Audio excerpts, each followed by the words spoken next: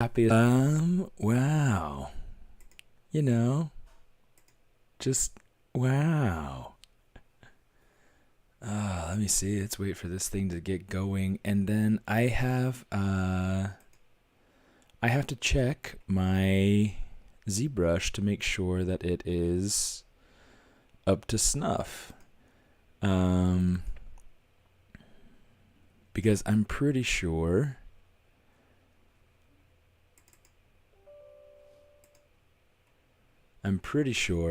that I'm running on an older version of ZBrush than what is most newly available. So I gotta go through and check things out real quick, see what happens.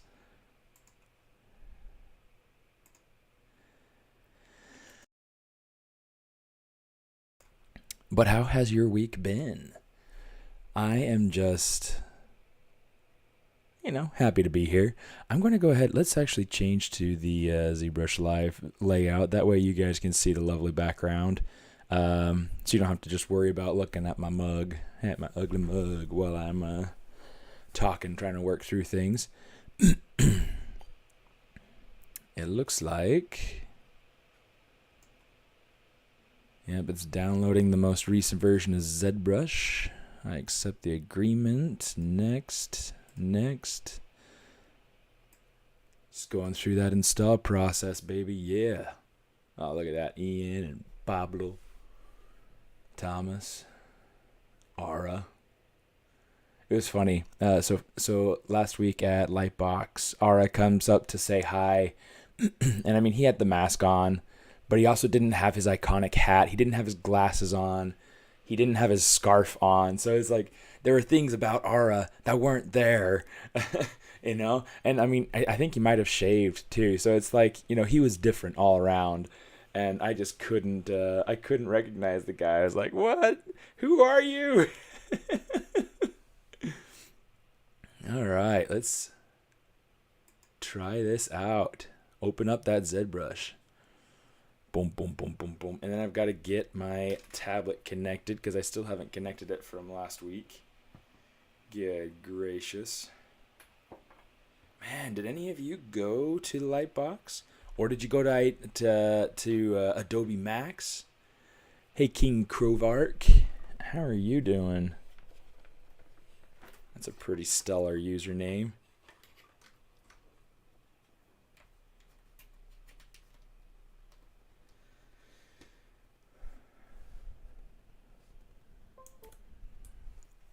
Yeah, it sounds like it's connecting. There we go. Sweet. Boom. All right. 2022.0.6. So we should be good and golden to, go. Let's do this thing. Let's say I'm going to go into my, well, I guess I could do it this way. Let's go low tool. Go down to my folder. I'm on 7. For anybody who was there, hey Perf, how you doing? For anybody who was present at the, I was gonna say the ZBrush Summit. It wasn't the ZBrush Summit. Shoot, at the Nerds Lightbox last week.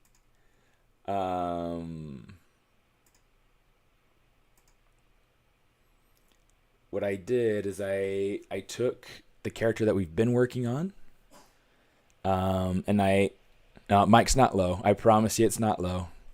That would be your settings, not mine. I mean, it may be a problem with not even like when I'm speaking over that way. It still picks me up just fine. So yeah, my mic settings are actually up as high as they'll go because I get that complaint a lot, but it's not actually something from my end. It's something from your computer. So what I would do is I would go down and check out your settings. So I guess I don't have that option over here. Yeah, let me see. I'll actually go ahead and let's pull this up. Let's see. Open sound settings. And I'll double check just to make sure. But So under speakers, you can come down here and manage sound devices, and you can kind of make sure that you're using the right output device, so whatever's working for you. For me right now, it's this Realtek.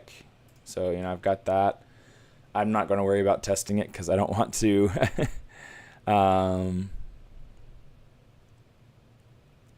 Yeah, don't want to ruin anything. There are, however, times like that where I'll cough, and so I want to go through and mute things so that I don't cough in your ear. The other thing that I do is, let me check my microphone real quick just to make sure. No, it's not going to let me check it right here. So let's go back over here. Input, device properties. Yeah, my volume's all the way up. So,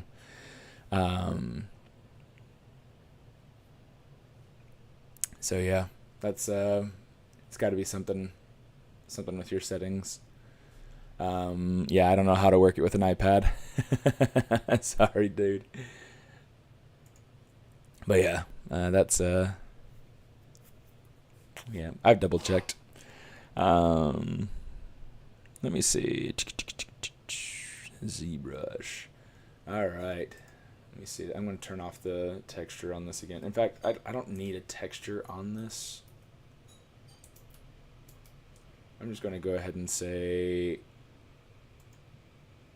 color fill object. I don't need any of the color on there right now. Okay, I'm going to turn this off. Let's come over here. So last week at ZBrush, not at ZBrush, at Lightbox, I went through and kind of tried to start refining the shape of the fox pelt over the top of the head. And I think there's still a lot more to do to make this work right.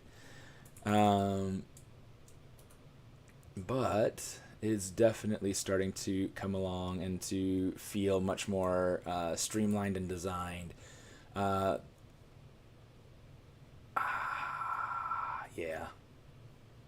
Yeah, a lot left to do. And I mean, it's super symmetrical.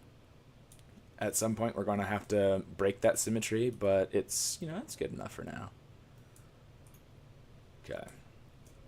So that's kind of where we'll leave that for now. Some of the things that I was interested to play with. Play late. Celle de Bragil. Ammo, ZBrush.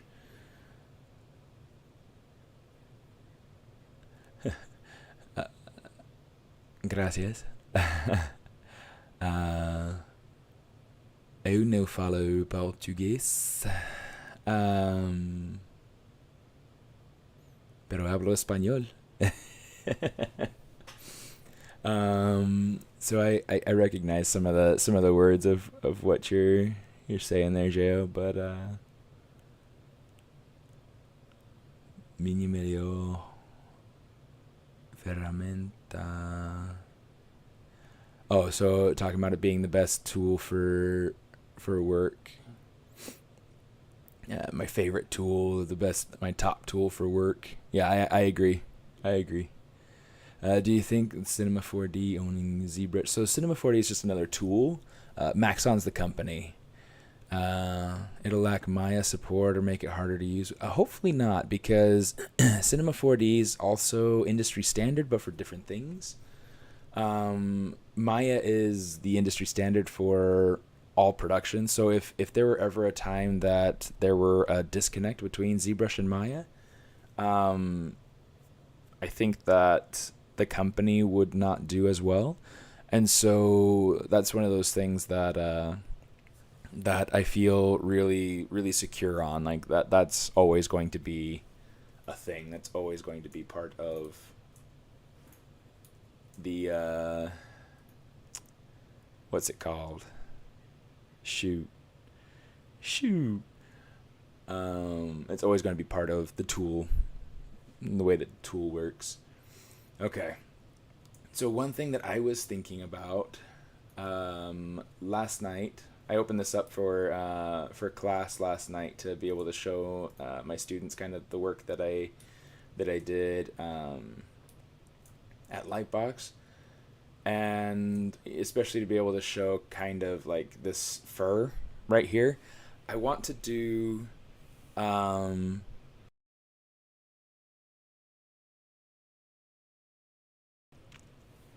I want to do a new version of fur at some point where it has less noise. There's a lot going on in here, and I feel like it just, I don't know. I'm not entirely sold on that look. It feels too consistent in form, and then there's just like, so something that my art director at Marvel told me, that he likes to try to avoid spots where there's just too much noise, because all these pieces, they're each individually going to be catching light. Okay, so that's going to kind of catch our attention and direct us away from the face. The face is going to have, granted, like we've got this mask up here that we have that's going to be. In fact, let's take this out of. You know what? Let's do this. I'm going to delete. Let's not delete that because I might actually want to keep that. But with this, I'll go ahead and hit delete. Delete. Oh, I don't think I wanted to actually delete that. Oh well. This is something I can delete. That was an experiment with some stuff there. This fox pelt is something that I, kind of playing around with to try to get. Yapway. To try to get this this covering going, and then we got this shoulder pelt to be able to cover up everything else. That's very much in its early stages. I'm not really super worried about it at the moment. We do have, what is this, shoulder pelt? Oh, I see. So that's just the fur. But this is an older version of that piece, so I'm going to go ahead and get rid of this one. You can see it's got like longer pieces to it. It feels a lot more scraggly, which isn't quite the look that I wanted to go for. So I'm just gonna say delete on that. Right now they have similar shortcuts, and I've only used Maya anyway. So it would be nice to know if it would work with it. It should. I mean, I don't see it going anywhere, and it's not something that I can really speak to anyway because I don't really know the inside stuff. But yeah, thanks. I set up a custom EQ that keeps voices lower for YouTube. Most people loud, higher pitched. Oh, okay, that's interesting. I didn't know that you could do that. Yeah, it's one of those things that's really kind of irritating to me. Music is the same way, where it's like the music gets to be insanely what's the word, like, where it's like the music is either like song to song, the volume is different, and so I have to worry about, like, I'll be playing one song on the radio and it's just perfect, but then it plays to the next, it rolls over to the next song and it's like the volume's way lower, and I have to, it's a pain in the butt. I get it. I see what you're saying.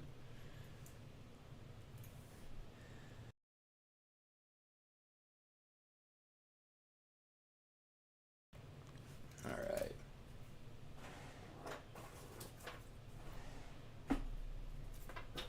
Oops. I'm just going to go ahead and grab a cough drop, courtesy of CVS. Product placement not sponsored. All right. So something that I had thought about doing was making the mask so that it was all these separate pieces. And in order to do that, I would want to make it so that I have just the front side. Um, maybe I will actually, because I feel like that's going to be. Yeah, let's do this. Geometry, modify topology, delete hidden. Control Shift A, delete hidden. Okay, so now we've got the mask and it's separate, right? So a couple of things that I would like to do. I want...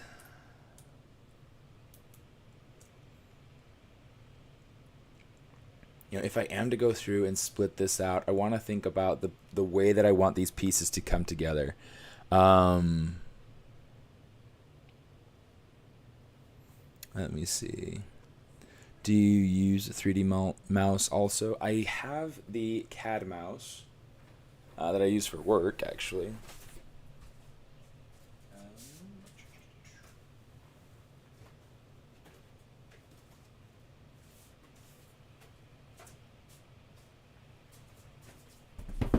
And actually, I'll be doing a...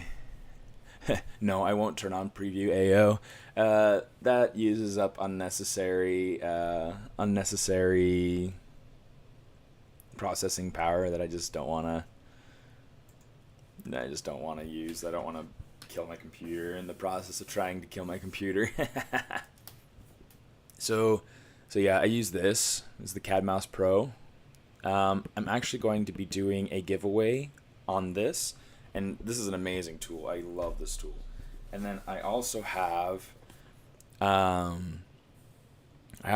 the Space Mouse Pro.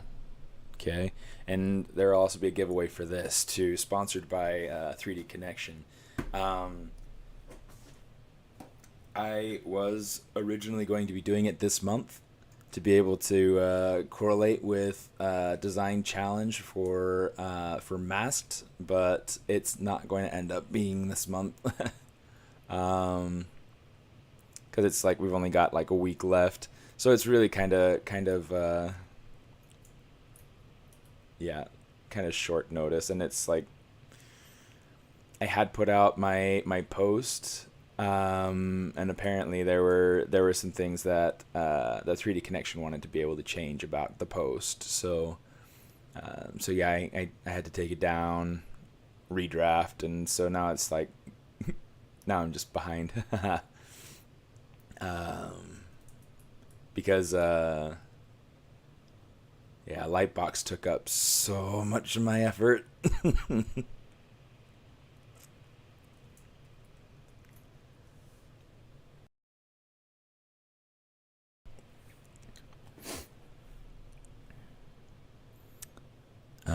Is this a Doom mask? In a way. Have you guys ever seen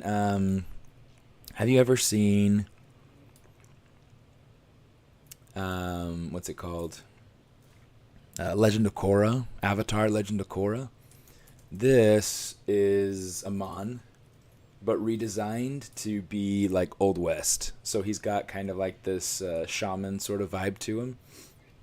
I need to work on his hair too, but yeah, because like the hair is going to be a big part of what helps to sell the look. It's like this is kind of the idea of what I want to have with the hair at the moment. But that might change to some extent. We'll have to see. I really like the idea of like the braids hanging down, the beads. Some of the things that I want to be able to research some is like the meaning of certain shaped beads, different colored beads, different types of braids, different things like that, to see if there's any kind of cultural tie-in that I can use. There'll be other things like different patterns, things like that I'll try to research so that it feels like it's a little bit more cultural sensitive, I'll say, but also culturally accurate. Oh shoot! Let me get back to the other view. Feel stupid sometimes when I do that. So yeah, this is what I'm working on. Amon from the Airbender, not Airbender, I guess it's from Legend of Korra. I really loved him. He's a super cool bad guy. Yeah, I don't know if it's intentional that the camera's covering the screen. Yeah, no, it's totally intentional. It was just it wasn't intentional to leave it that way. Got mine a few months ago, changed my life. Yeah, it's a great tool.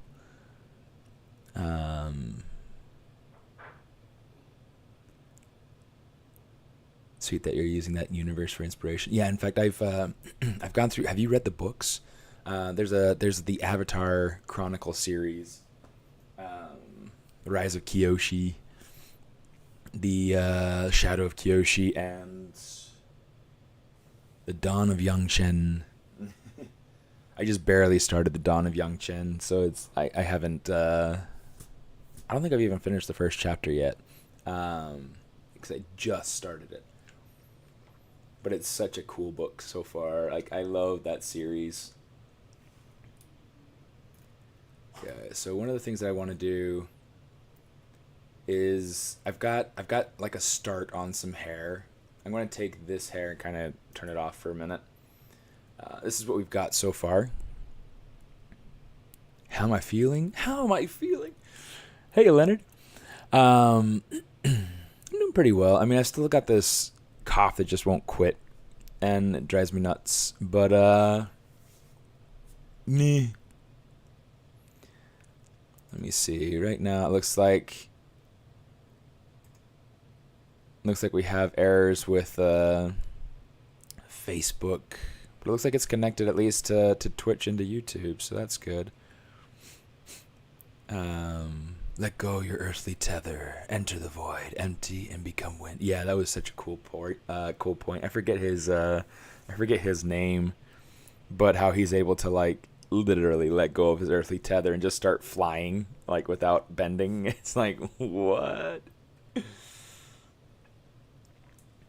Yeah, he was a cool bad guy too. That was neat. Let's see. Turn that little knot off so that it's not distracting. Cool. Okay, this shape back here, I feel like that might be just creating a little bit too much. It might be just like a little too loose. So I'm gonna let's turn on symmetry so that it's. I think I'm going to try playing with this shape a little bit so that it's more conformed to the head. And then maybe what I'll do is I'll take the ponytail and move it up some so that it's coming out a little bit higher. Let's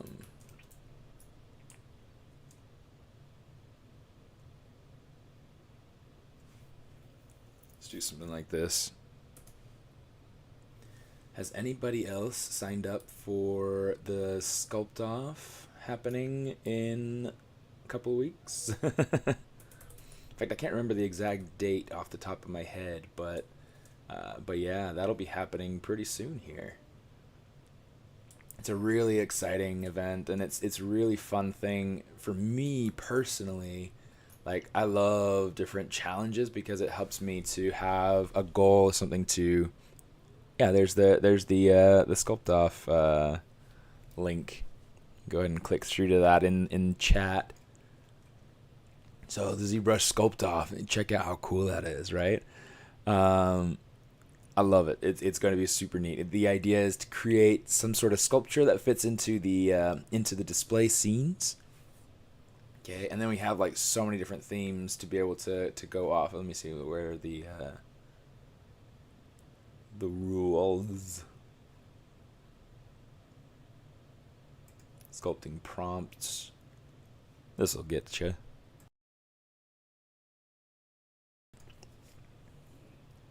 Okay.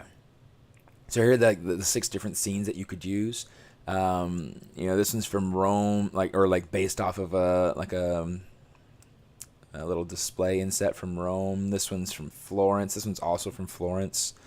Washington D.C. We got New York City, and obviously in Ellis Island, which is also in New York. I really love these ones from Florence. I think that they're absolutely stunning. Such a neat setup. The lighting, everything stays the same. You can't change anything to do with the environment. And then you have these 6 prompts to go. You have Zen, bravery, rebirth. You also have unity, strength, and honor. Very open-ended. Gives you this way of being able to interpret it your way. And it's such a, like, I love prompts like that. I'm having trouble trying to pick one because there are too many options. I'd much rather it be just one option, but I'm loving being able to let my creativity run wild with these sorts of ideas. And I've started sketching out ideas to try to figure out what it is that Zahir, that's his name. Thanks, 88. Yeah. Yeah, such a great villain. Love that guy. But yeah, they've got a ton of rules to kind of just work through. There isn't really a whole lot of complication to it. It's the same as it's been for other ZBrush sculpt-offs, virtual sculpt-offs in the past, where it's like you're streaming the whole time. You can only use what's native to ZBrush, and really that's the gist of it. And then you just go for the 3 hours, and you adhere to the rules. If you adhere to the rules, you're in the running for the final prizes, things like that. So it's really cool. So yeah, I super recommend anybody who wants to participate, go ahead and jump in on that. I'm going to go ahead and add in the link here to looks like they got the lineup for presentations too up on the website, so that's good to know. But yeah, totally go through, check out the sculpt-off, read the rules, let your brain start kind of just spitting out ideas and see what happens. This is actually feeling like way too...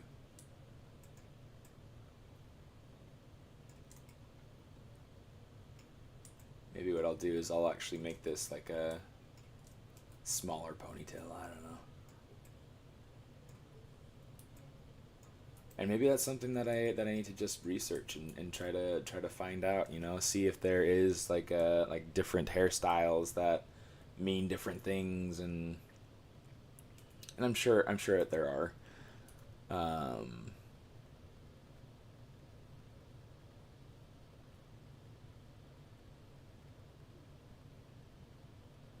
Even in like modern day culture, I mean, our hair, it means something to us personally. Even if it doesn't mean something on a general scale, it means it has some level of meaning. Let's go ahead and kind of...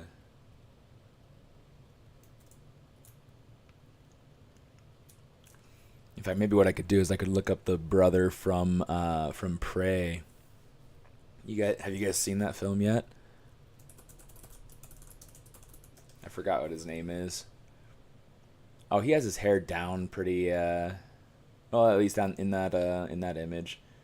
In these other images, he's got a couple of braids. I wonder what's happening to it in the back. Oh, but he was such a cool character. Both of them, like the whole film was just awesome.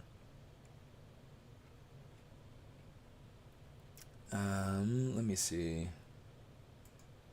Dakota Beavers. Yeah, I really appreciated the acting. I really appreciated the story. Everything was just so very, very nicely done. So there's some sort of really cool kind of up happening back here. So I might want to do something with that. But then I definitely want to do something in getting... Here, let me see. Can I reuse one of those braids? Maybe I will. Let's try it out, see what we get.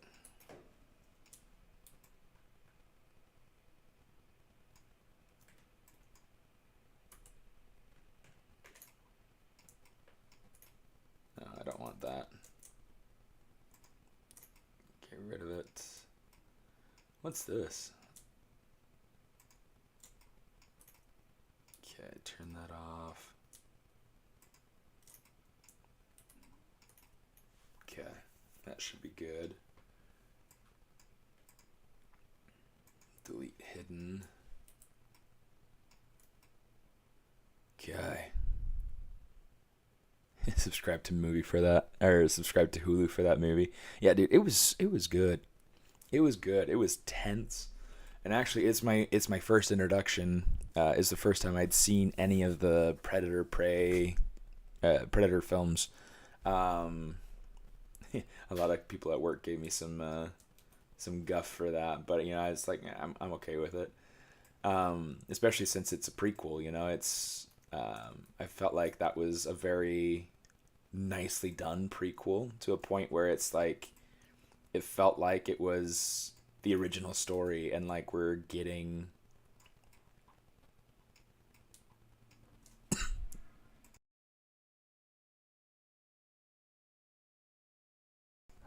kind of an introduction to the universe anyway, to those characters, to the storyline, and some of my coworkers were really excited about some of the details, like the gun that was from the original movie. Um, Different things of that sort of,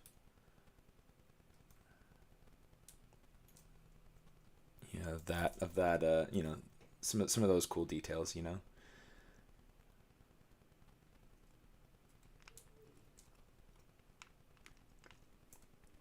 The yellow end down there, I'm gonna have to kind of resculpt that and figure that out.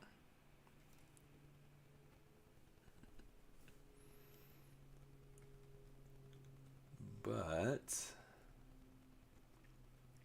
yeah, because it's like it's going outside of the beads, and that's kind of awkward. Whatever.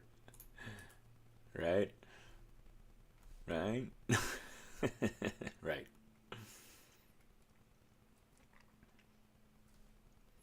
Okay, so right here, I'm just going to try to kind of create some sort of shape. There's a lot that I can do with a braid, but braids can be also really tricky because all these pieces kind of overlap, and they create this really complex form. And so keeping it clean is a pretty major task. I had a character that I worked on yesterday for delivery, where she had cornrows, and and um, trying to get those cornrows to be, because like when they start off, when I drag out my braid brush, it's it has these very uniform sections. Everything has very clean, organized shape, and I have to go through and add body. I have to add design in order for it to work for the look of show. Um, so that's kind of an interesting thing, an interesting process, and a unique challenge because there are so many sides to it, so many pieces that can really make or break the design. Um, so it's really just trying to get these to feel,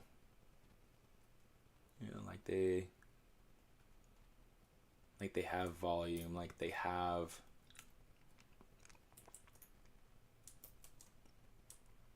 So there we go. We'll get something like that. We'll say mirror and weld, so that way it's got one on each side. And um, I feel like we'll get rid of the ponytail because I feel like this guy didn't have a ponytail, and each of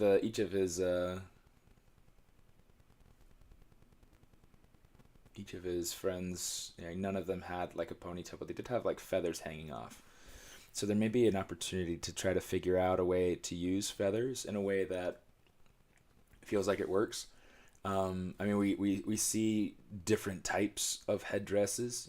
So I don't know if it's like a meaning of like rank, or if it's a meaning. So this is something that I'll have to look up and try to figure out, because I feel like that's one of those things that'll help to add to the overall flavor of what's happening with the character.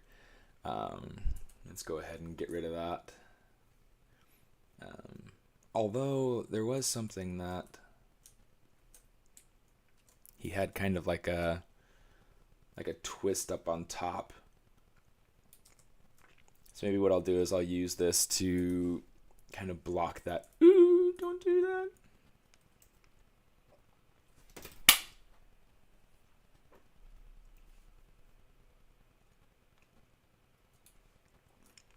So you can see here some other braids that I've made.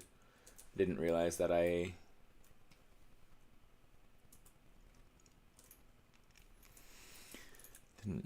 didn't remember having those.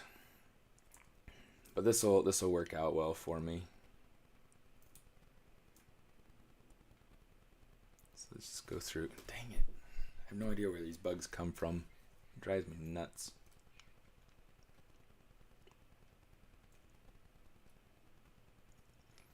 I want to try to like create this sense of volume change at the top, because like as you go down through a braid, it gets a little bit thinner.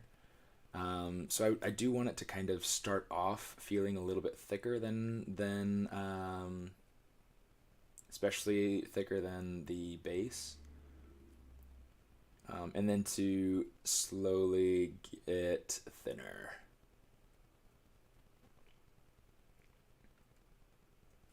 And then we might go through and add some sort of like some sort of ridges through there at some point. We'll have to see. Okay, let's grab this little guy here, bring him up. Smooth that out, see what we can get to kind of roughly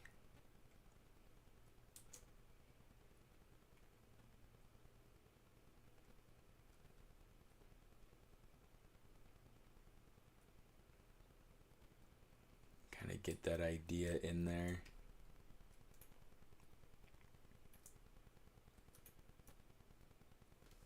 Now I'm liking the hair color. I'm kind of interested in having that lighter sort of hair color, as opposed to like a darker black or whatnot, dark brown, right? But I may change that at some point. In fact, it could be cool. I've got to go through and sculpt that out some, but it could be cool at some point also to play with the idea of giving him like gray roots, so that he's got some sort of maybe add a little bit here on the side, so he's got some sign of age to him, so he's not just flat out youthful. It helps to support the sculpting that we're feeling in his face. So that'll be fun. I think that'll work out nicely. That sort of idea.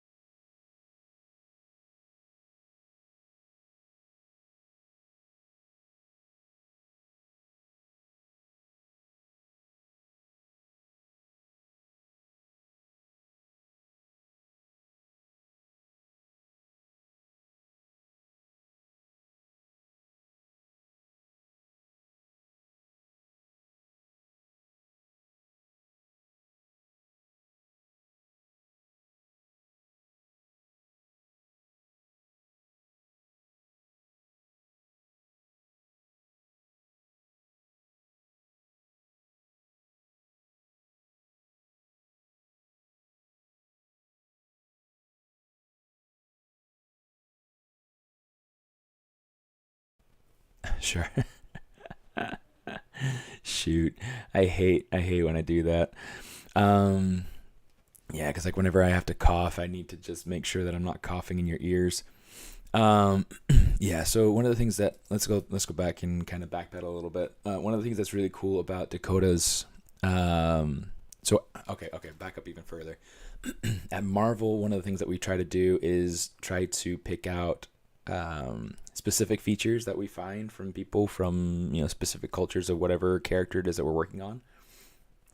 Um, and one of the things I really like about Dakota's face is we got these really cool shapely eyebrows, right? We've got these it's kind of like this broad triangle. So we've got like, it starts over here, comes as like a little bit more of a flat on the bottom. You still see kind of like the thicker hair kind of hair color kind of coming up through here, darker coming up through there to create like that main body of the brow. But we also have kind of like this flat shape on the bottom, and then we got that peak up top. So we got like this kind of like curved triangle going on. So what I'm going to do is I want to try to create something more more graphic like that, and to some extent, right? Probably not. Well, certainly not exactly the same. There are some things that I kind of want to try to maintain and make my own.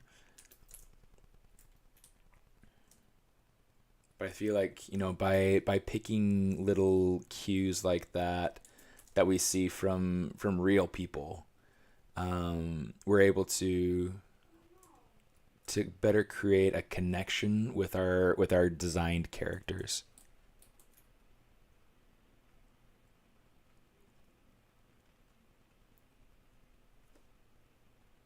And try to bring these edges back. I feel like this is coming out pretty far, so I'll have to kind of play with and experiment to see how it looks from different angles.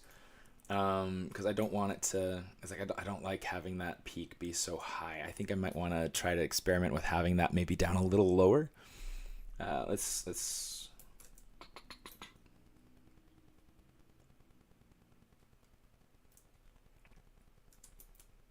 And it might be just a matter also of not having so much of a peak. I don't know. Let's play with this.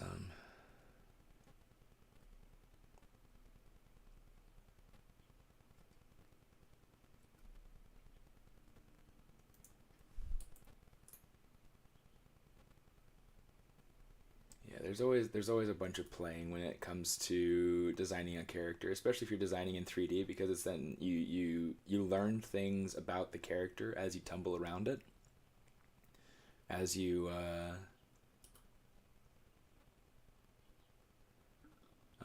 as you go from top to bottom, as you go from left to right, as you look up at it, as you look down on it, all sorts of different things. You learn these different things about the character as you look at it from different angles. And for me, it's a matter of kind of figuring out how everything fits together.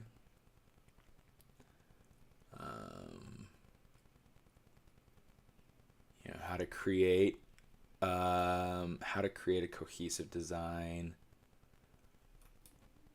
that can communicate and relate to viewers, right?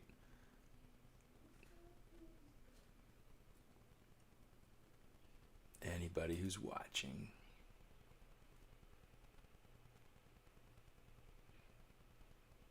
At some point, one of the things that I may try to do is, like, if you remember in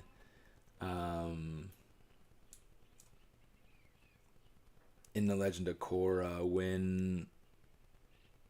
when Amon first reveals his face, he's got like all the scarring, right? Hey, Quentin.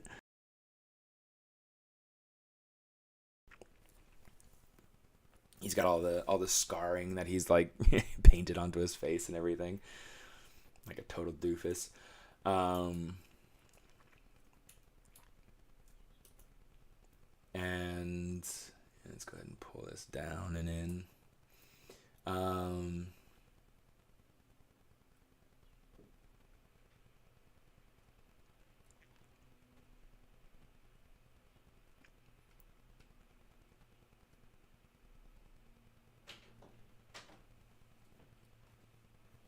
get something kind of like this just to start. That's looking much better. It has much more of a natural sort of hair, the way that it falls. So what we can do now from here is we can go ahead and we can start to define actual hair on top of that. In fact, maybe I will, because like it's kind of boring at this stage where it's like not very where it's still blocked in and everything. So I'm going to pull out my hairbrush and start working on that.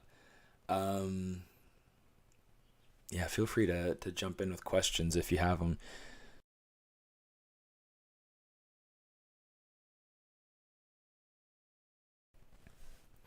But yeah, it's like one of the things that I want to be able to do, that's really thick, is have the main body of hair, like the main body of the character finished before I finish out the mask, because the mask is going to have to interface with the face, and it's going to have to cover, what's existing of the character. And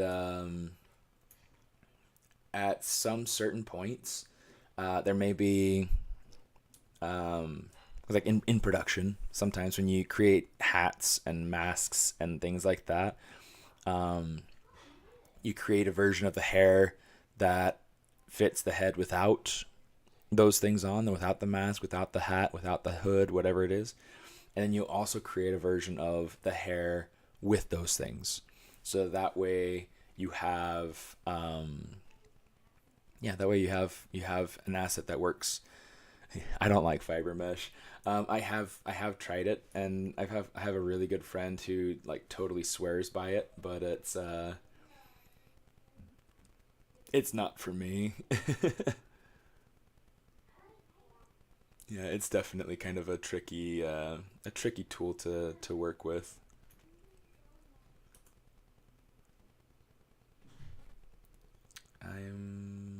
I'm just gonna go ahead and start kind of pulling things out.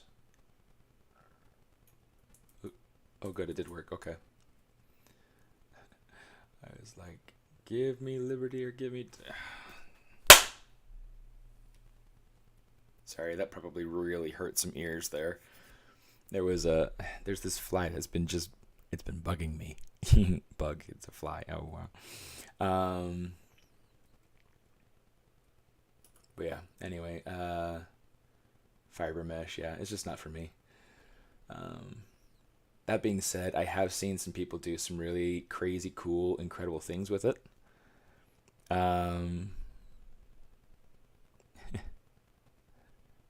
Just notice it while you're talking. Ouch. Sorry, Cedric. Okay, so with this, this is my hairbrush. I sell these. So like if you're interested in kind of getting a copy for yourself, you can find it on my ArtStation. You can find it on my Flip Normal store. You can find it on my own website too. So yeah, there's some options. Yeah, you know what? Let's go up. Let's say split this out.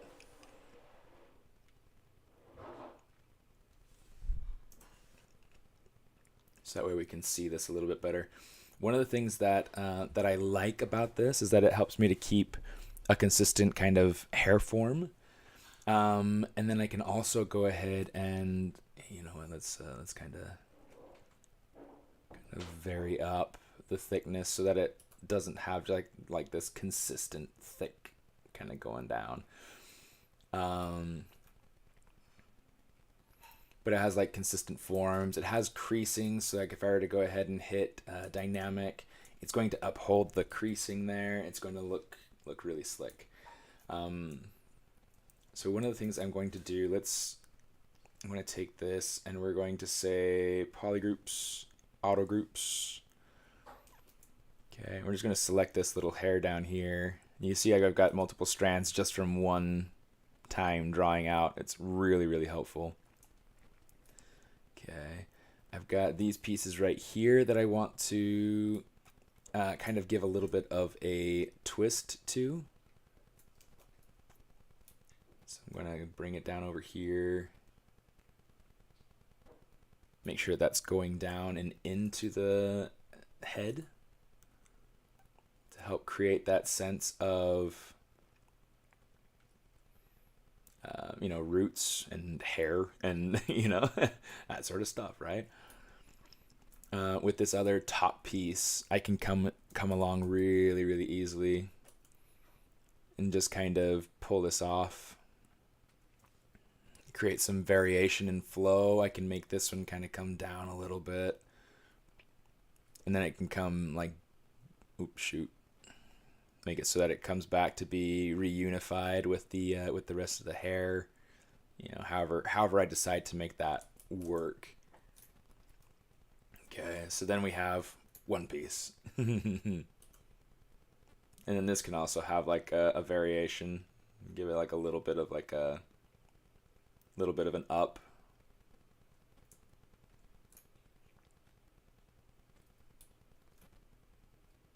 Kind of pull this out a little bit.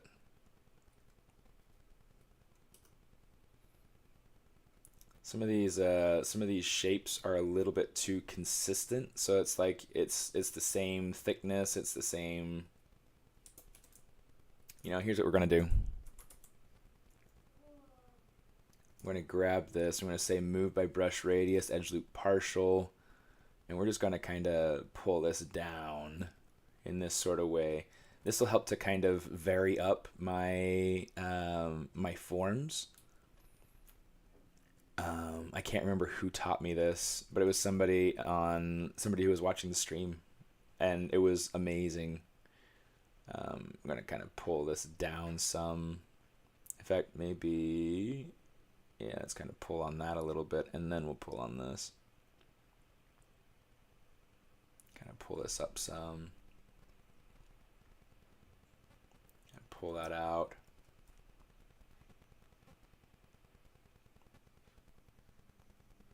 Yeah, just kind of pull that in, sure.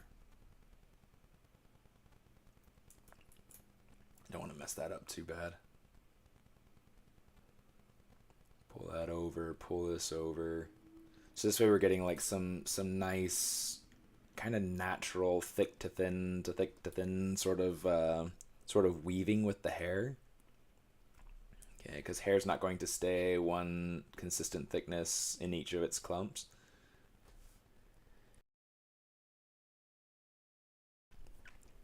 So it makes it really makes it a little bit more believable, just a little bit. And there are opportunities for me to kind of go through and just play back and forth between my different tools.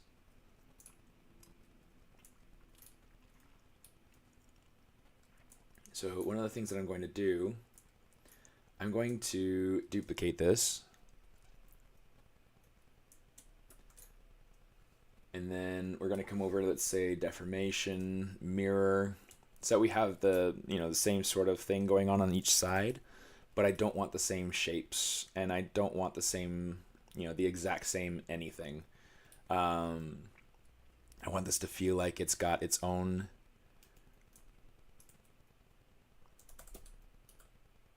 I want it to make sure that it has its own thing, right? Maybe we bring this up so that it comes out a little bit later. We can grab this and kind of tweak this so that this is flowing over into, maybe it comes forward a little bit more just to give it a little bit more gravity.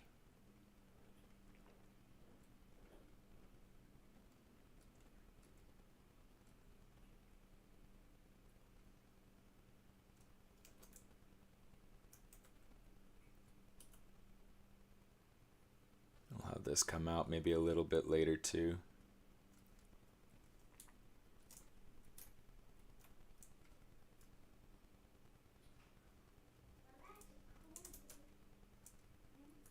Okay, starting to get somewhere.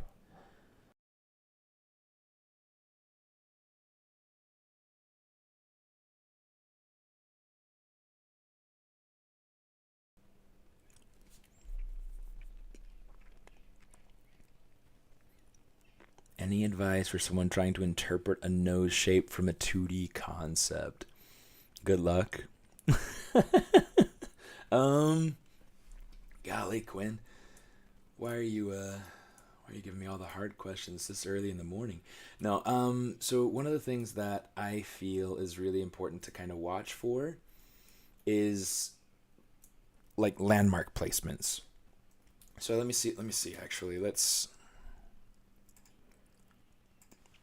pull up Pinterest.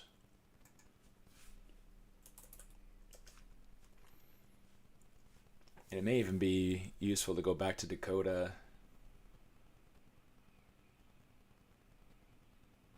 What's it doing? Oh, check your phone for a code. Did they text it to me, or do I have to go to I have to go to my app. Don't I? No?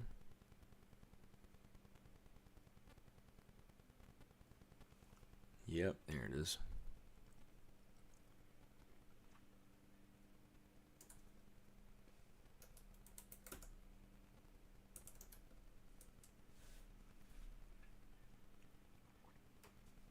Okay.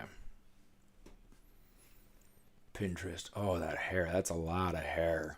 That can't be real. That's got to be like some sort of weave or something. Okay, so let's jump over here. Let's check out character design if we can find it quickly. Character design. Got a lot of different things in here. Some designs are going to be like really, really well defined, like this one, where she's got like very clear. I mean, granted, this is the 3D render. This is ZBrush. This is done in ZBrush. But very clear planes, very clean shapes, very, very easy to see where different landmarks are happening. But if you look at something more like this, anything from Booba, it's going to be very simplified and very shape-based. Okay, so you can see, like, let me jump over into the art station, because this will be simple enough to see. Oh, and there are lots of examples too. Open up that one. Yeah, that one's, yeah, we'll just check out the one then. Okay. So what's really cool is that like we can see like this shape kind of going into it, get kind of like that, the roundness from the nostrils, from the outside of the nose. But then you also see the shape of the nostrils, and you can see the shape of the shadow going underneath it. So that shape of the shadow is going to create this sense of kind of where your plane change is happening. So I always try to look for those sorts of things, those sorts of cues. There are all sorts of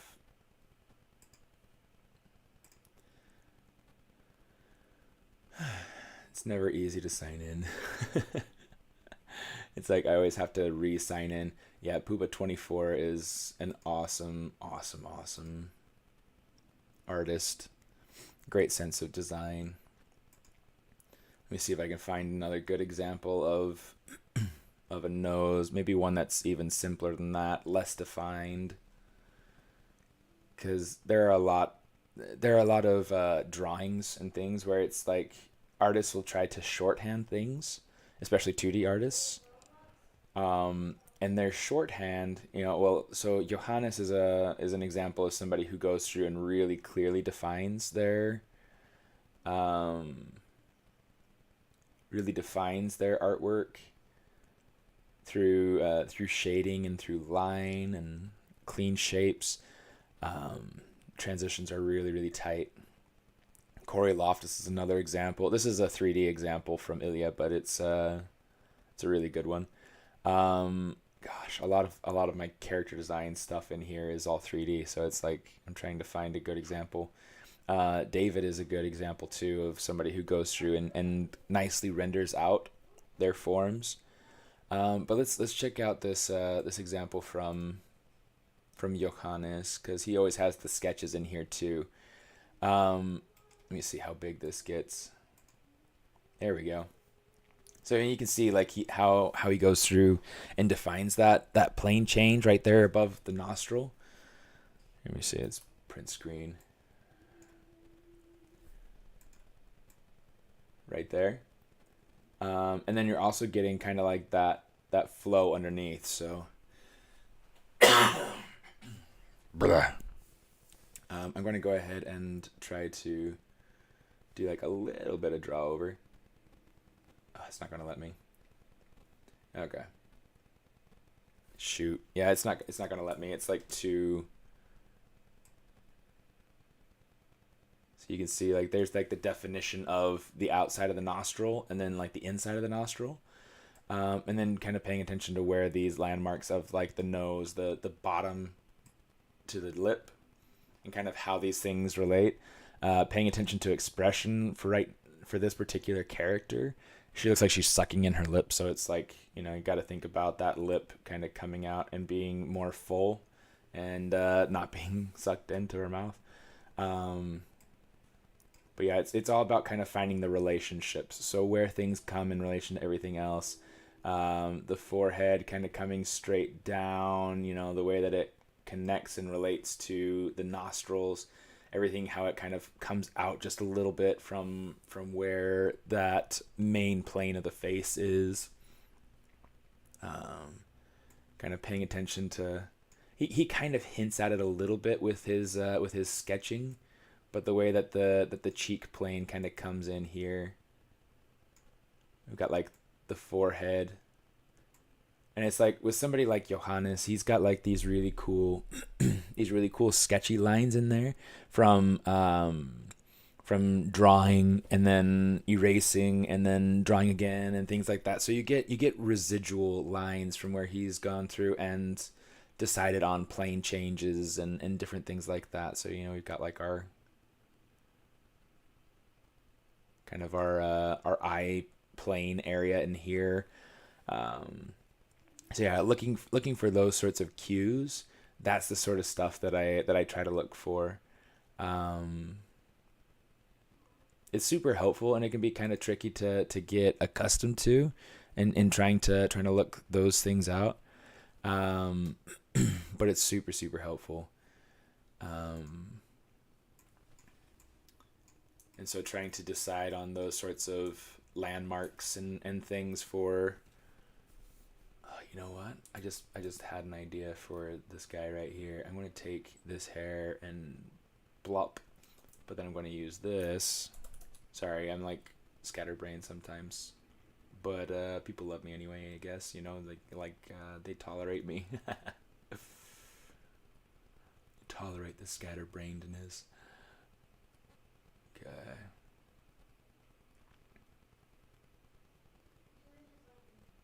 Kind of pull that in. I want to try to honor that original shape a little bit. Some of these is like it's coming out way too far. So I'm just going to kind of pull this down and in.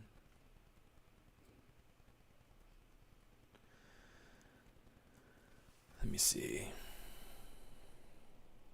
Hoping that cough gets out of here soon. I feel your pain. Yeah, it's been a pain.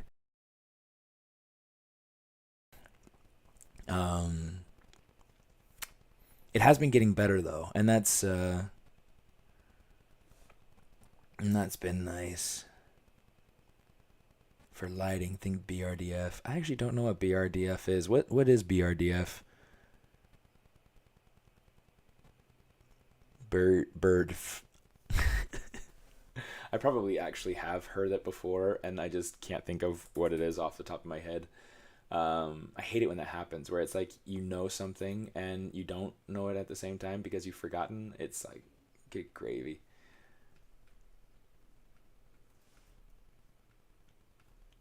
Happens to me all the time. Bidirectional reflectance, just distribution function. Yeah, spelling's a pain sometimes. It's English. English is a pain. Yeah, that's one of the things that I super appreciate about Spanish is like if you're spelling something out, it's spelled the way that it sounds. You don't have to worry about fumbling letters. You know, with the very rare exceptions, it's extremely easy to spell.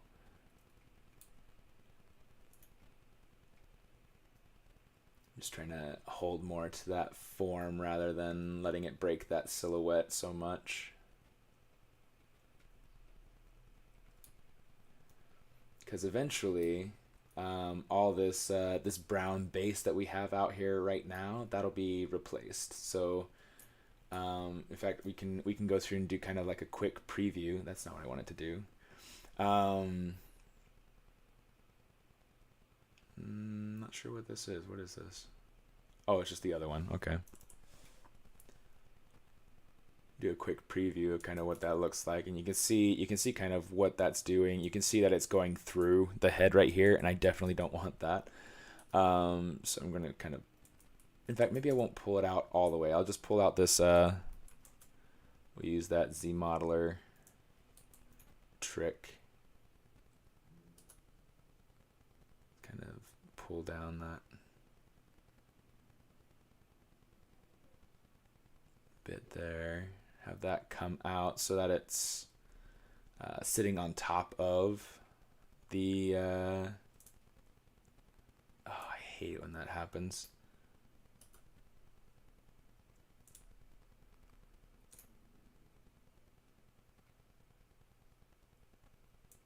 It's like it's affecting the other side, and I don't want it to be affecting the other side.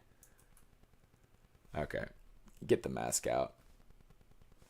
Boom, boom, boom, boom, boom, boom, boom, boom, boom, boom, boom. Órale! There we go.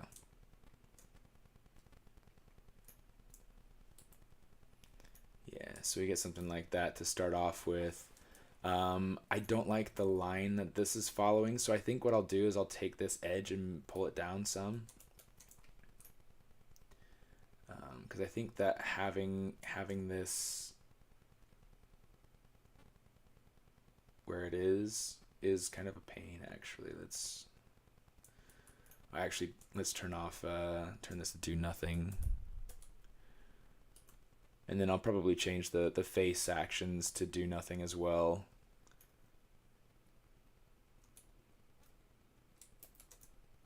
You know what? Let's see. Let's grab this. Let's change faces to do nothing. And then we'll move this down. Maybe we can move this over some so that there's some overlap. It helps to create like a little bit more of a natural hair flow. Really kind of an interesting thing to play around with.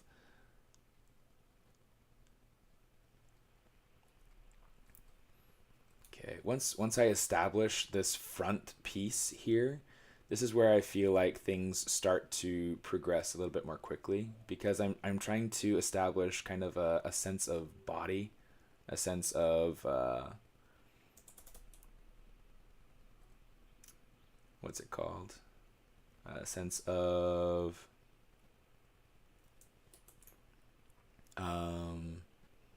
style. And so it's like this. It's the same type of reason why I like to start with the head and then move into the rest of the body, is because it helps me to better. Hold on.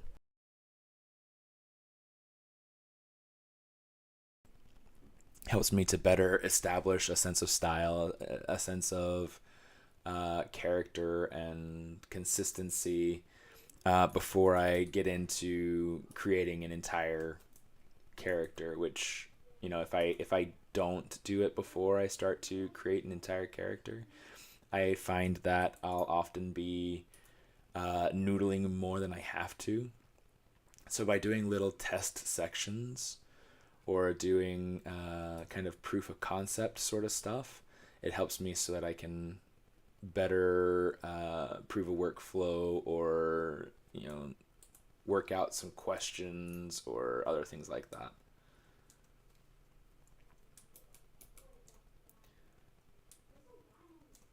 So right here, I'm going to say Control-Shift-D again, just to duplicate it. And then I'm going to take this, say deform and mirror. So you can see like the differences. You can see the differences of how they line up. I want to take this hair right here. I'm going to move it up.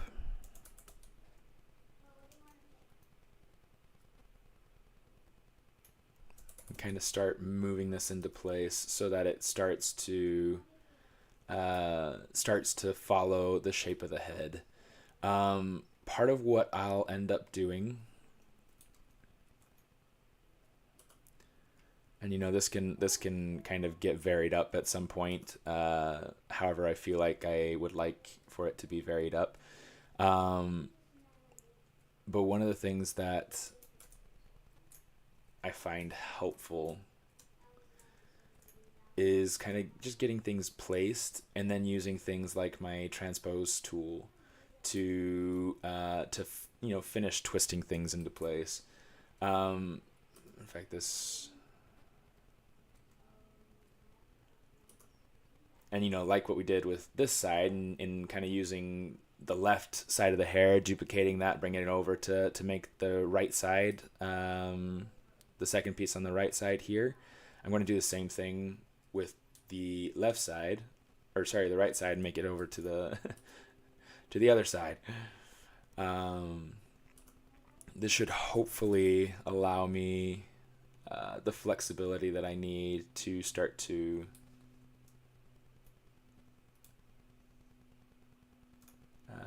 get all my shape variations and things like that in here.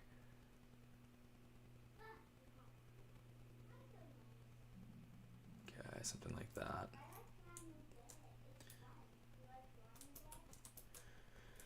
And so you see, like slowly, I'm able to start building up this sense of wholeness, completeness. There's a lot to hair. Everything that I want to think about with hair has to do with like flow, direction, gravity, any other forces that are acting on it. So like with in fact, let's kind of try to pull this out and make it a little bit wider, more broad. One of the things that I like to do and like to consider when I am working on hair is what forces are acting on it. So is it wet? Is it is the character moving? Is where's the character from? Is the character is the character kind of Afro influenced with like the sharp curls? Does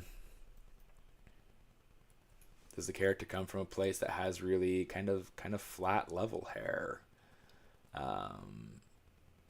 Is there a lot of body? Is the hair thick? Is it thin? Are they old? All sorts of these things are going to help me to answer a whole bunch of questions about the character to a point of being able to better define it through the hair. Lots of stuff to think about, and it's all super helpful stuff to kind of consider.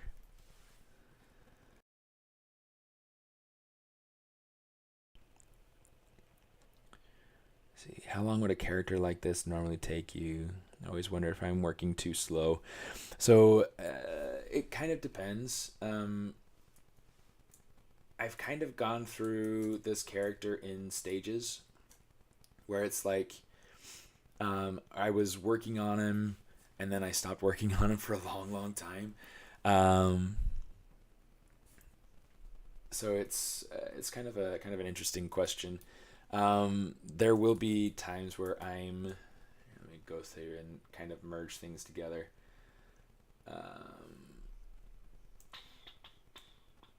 Okay, cool.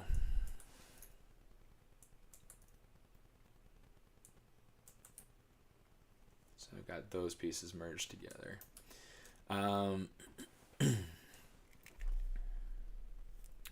At work we work from a base mesh. And so a lot of what we have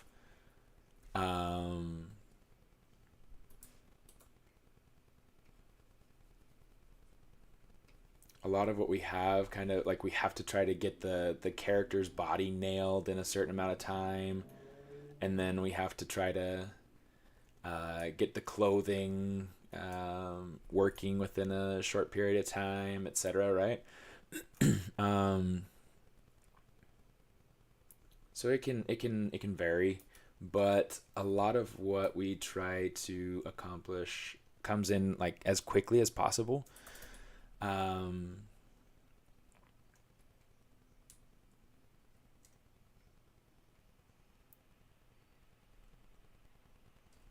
I'm not sure that I'm answering any questions at all. Like I feel like I'm kind of just fumbling with words. English. Um,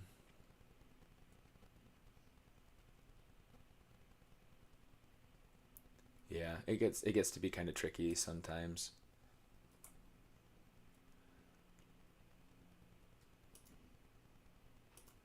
Oh my goodness, I can't like get my little slider to work.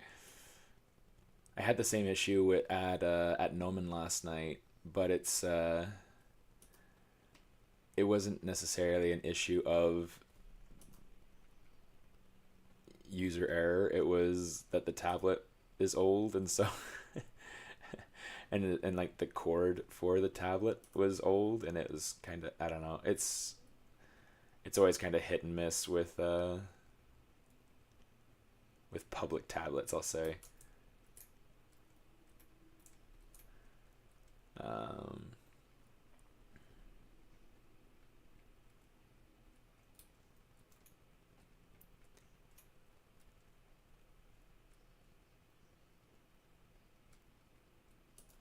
but yeah.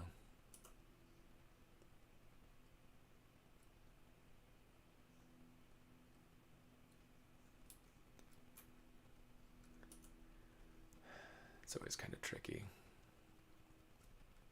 But you see how I was able to like use what I'd already created of the hair to kind of start pulling it back even more. And then from here, I can start using what's here to kind of vary it up. You see, let's do this. Let's go down to polygroups, auto groups. I want this piece, and I want to pull out. Come on.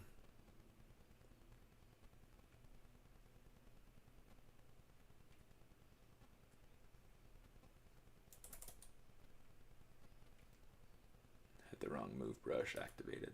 That's embarrassing.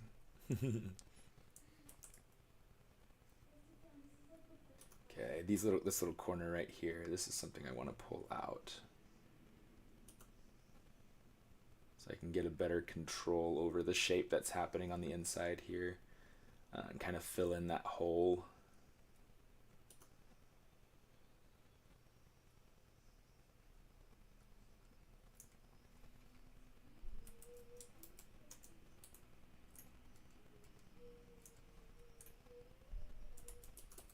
Let's go ahead and kind of fill in some of this, because I kind of only want that gray there in the middle, in the front. I feel like that's kind of a cool look. With the rest of this hair back here, I kind of want to go through and do this by hand, because I feel, or at least do one side, duplicate it over the other side, and then make it so that it's so that it's different.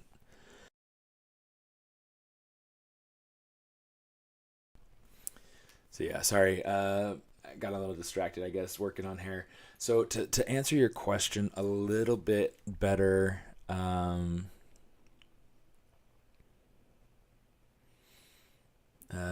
Sean, um, a character like this. Well, so for instance, I delivered a character yesterday, which was the first character that I started working on when I started at Marvel back in June. So that one's taken me 4 months. That's a long time. And granted, it's a benchmark character, so it's a character that will be used to help establish kind of the standard of quality for other characters across the show. It's a character that will be used as a base mesh for other characters of a similar body type. But it's one of those things that it can take a long time. Some characters go really quickly though. So for instance, I passed off another character yesterday that took me half the time I've passed off characters that took me a couple of weeks. So it's really kind of an interesting thing, the way that we go kind of back and forth on things. It'll depend on what the character is being used for. It'll be depending on a whole bunch of stuff, like so much stuff, all the stuff, right? Um,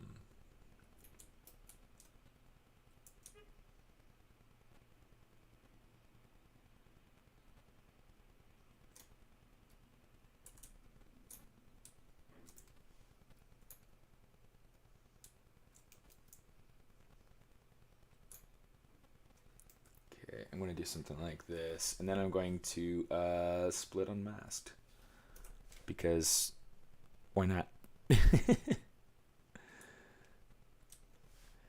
Yeah, it gets to be kind of tricky because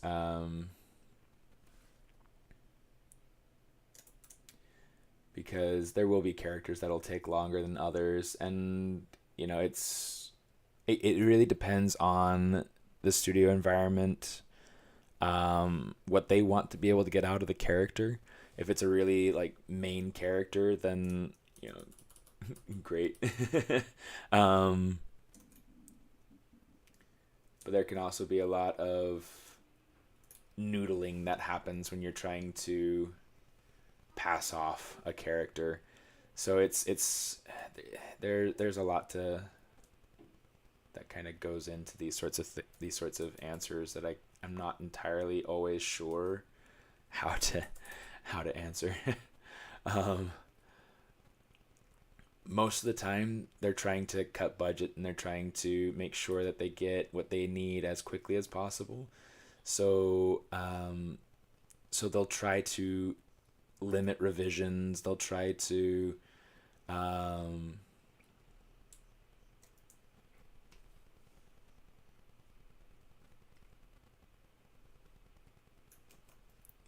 there's a lot of that sort of stuff going on, where they're trying to make sure that they're getting the product as quickly and as cost effectively as possible.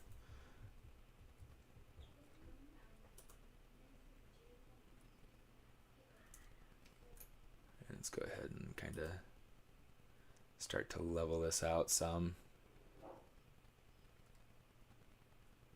And this is helpful.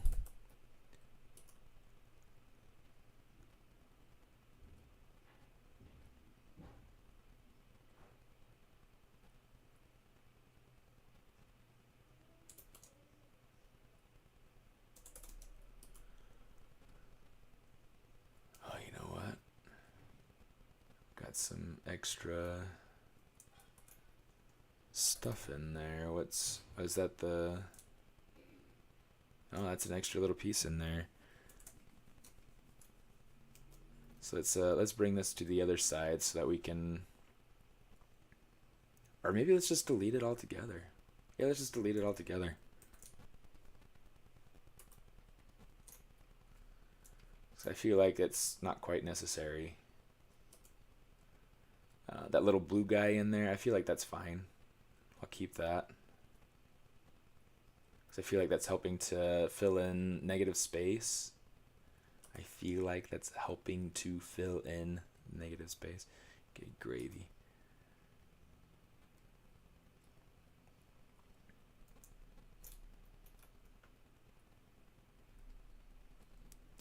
And I'm just going to try to kind of narrow in some of these gaps. I don't want the hair to come off of the head like a ton.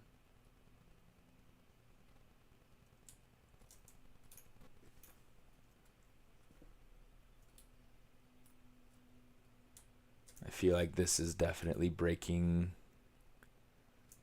the silhouette quite a bit more than I'd like, so I'm going to try to level this out some.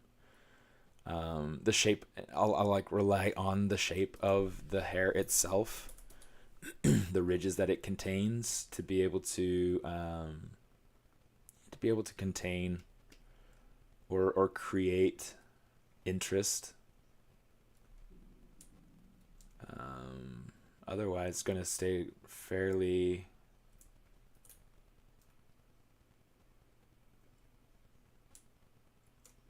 fairly level, trying to make sure that I'm controlling where shapes come to. Okay, that looks good. We'll use that.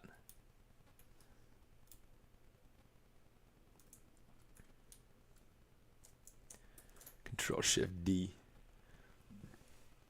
Let's come over, deformation, mirror. You see that went over a little bit further than I was expecting it to. Okay. Get it so that it doesn't line up, right? We want it to not be the exact same thing on each side. So right here, let's go ahead and start kind of pushing and pulling and tweaking. Nerds. Let's kind of pull on this orange. I feel like the orange is, I want to create a difference from the one side to the other.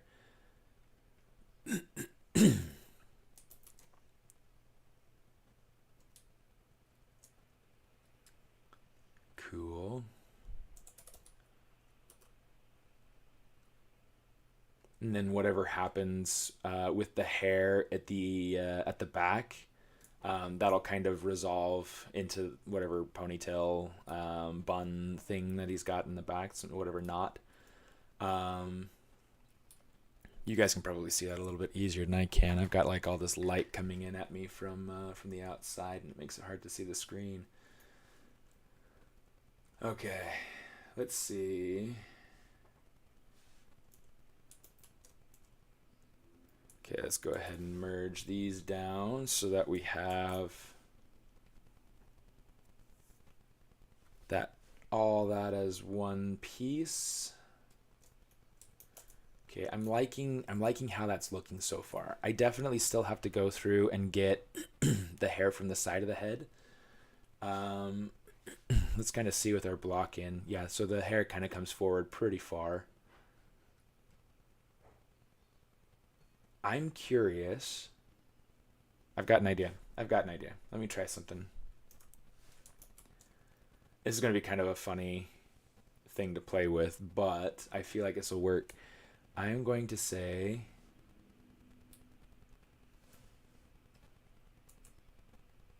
oh shoot.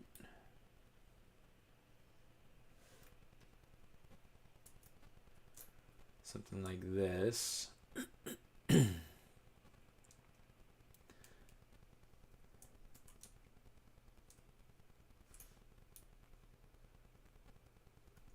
Say control, click, and drag. Is that going to work? Or is it going to be too much? It might be too much, and I can kind of cut things away, but that's fine.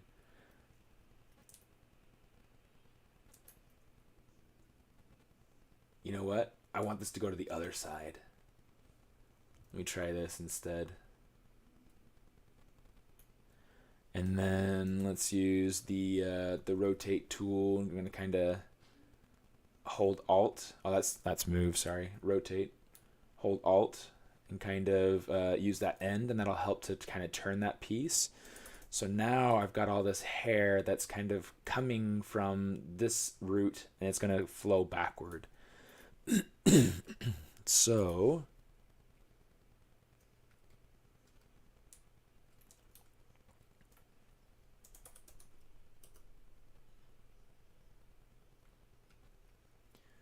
bring this up and forward. We're going to want to figure out, well, like for instance, I mean, I've got this here. Let's say split unmasked, so that way I can kind of work on this on its own. I have some of these things that are kind of turning down at the end. I want it to kind of turn up,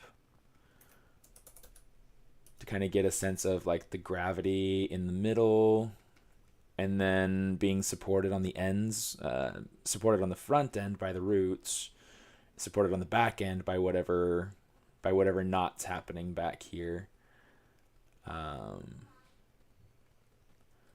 That's kind of a cool shape.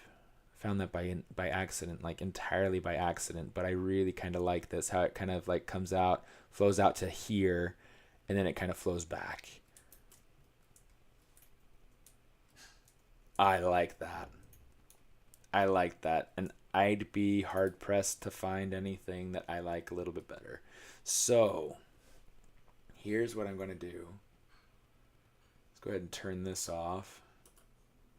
There are some things that I need to kind of refine, like with this little guy right here. I want to take this.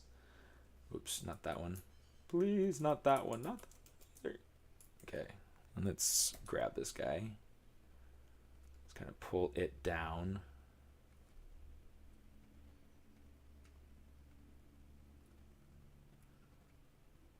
Cool.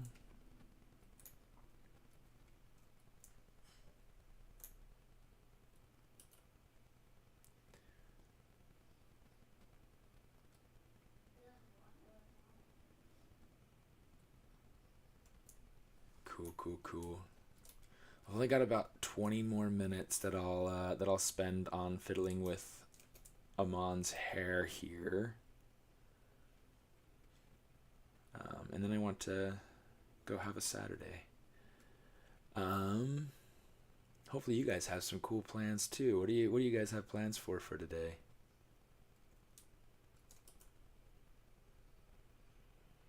Let's kind of streamline that bit a little bit. I'm still not entirely sure what I'll do personally, but I want to do something with my wife. I think that'd be nice.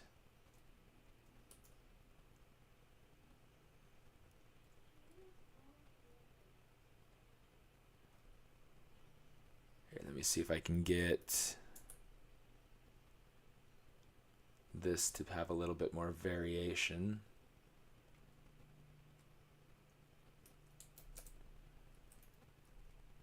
That's pretty cool.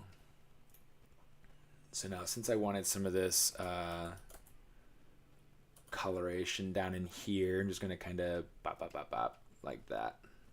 Yeah, just bop it. Gives them a little bit more age, helps them to feel a little bit more, a little bit easier to connect with. Kind of cool. Okay, let's go ahead. Let's Control-Shift-D, and I'm just gonna flat out duplicate this out over to the other side. Like, it doesn't have to be anything more complicated than that. I do want to create like a little bit of like a sideburn breakaway down underneath it, but it's going to keep it pretty simple.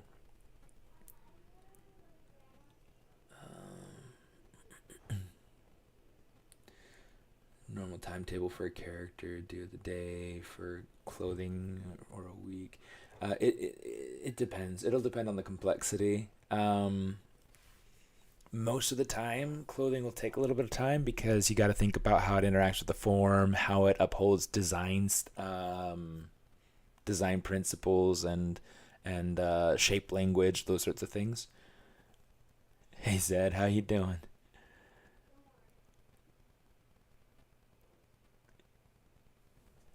Jovi Lee. Oh, hey Peter.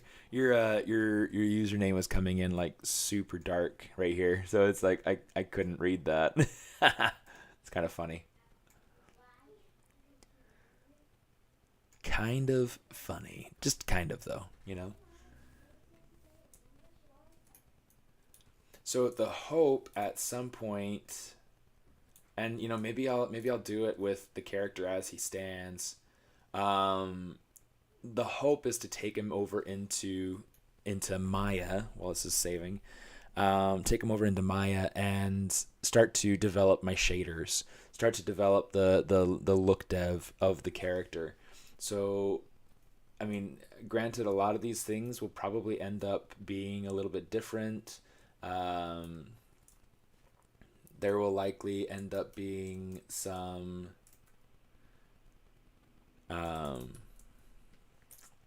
Let's kind of spread this out a little bit more so that it's not just this little clumpet of crumpets.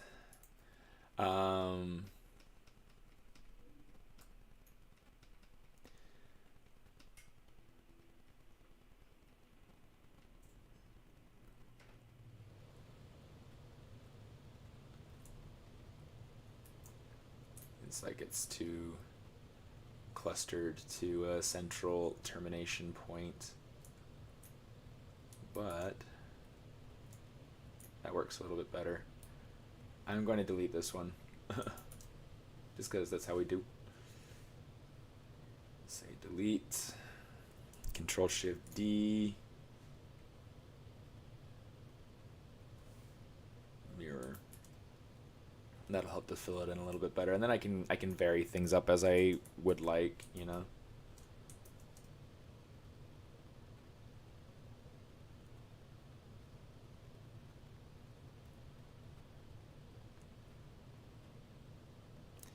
Some of this is all going to like terminate into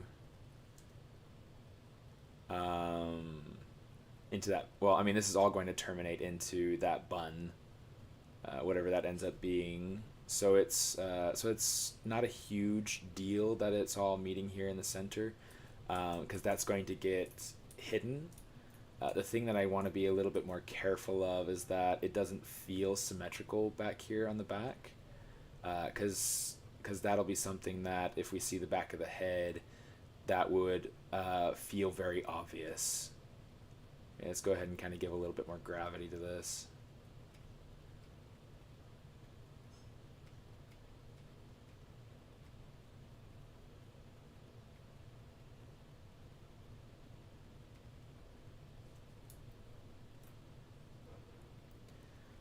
I want to be careful not to change too much, like going toward the front, because I want the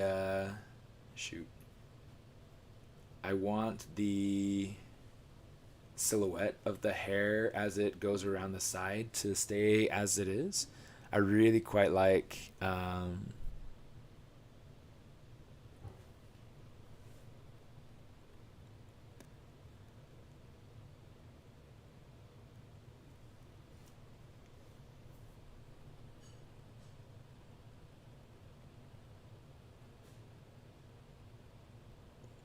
how to show the hidden groups quick. Okay, so essentially what I'm doing, one of the things that I'll do quite often is I'll turn on my solo, but I have it set with a custom hotkey. So I like to use Control 1 because that's what it is inside of Maya. So it just helps me to keep things consistent across software packages, even just for one little thing. So yeah, I'll go ahead and Control 1, and I can see just that one piece. Is that what you were asking there, Jovi?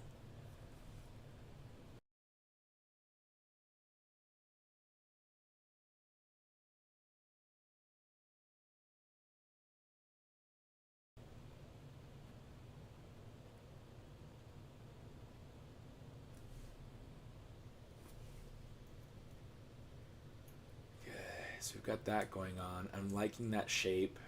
I'm liking how it's creating like this graphic shape to his head. It's really quite neat the way that it's working. So yeah, I set a custom hotkey. So it's essentially just turning this on and off. But I set a custom hotkey. So in order to do that, you Control Alt click on the button, and then you can set your hotkey. So Control 1 is what I did, because that's how it works inside of Maya. Yeah.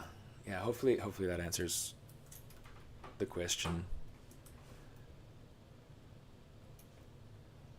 But yeah, it's a super handy little thing to have. Being able to set my own hotkeys. That's a big deal for me.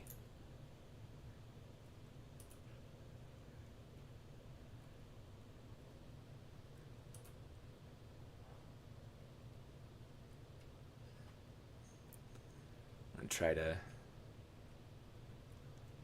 the hair down here on the bottom on the back, this is likely going to have a much more much closer to the head sort of shape. So I want to experiment with getting this to feel a little bit more like it's yeah, so it's tighter to the head. Let's see, let's grab some of that, pull that in, pull this in.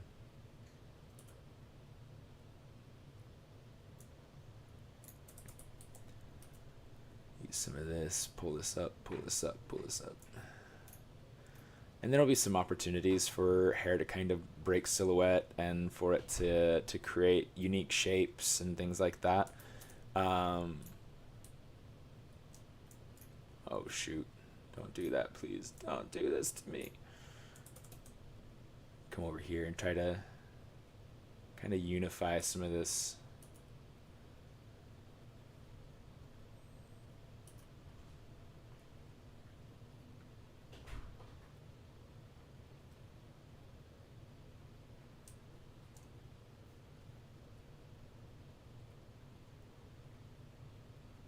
So right now what I'm trying to do is still trying to create that sense of everything flowing up into that bun, into that knot area, at least, you know. I haven't defined the actual knot yet, so it's like, what's that going to look like? I'm not entirely sure yet.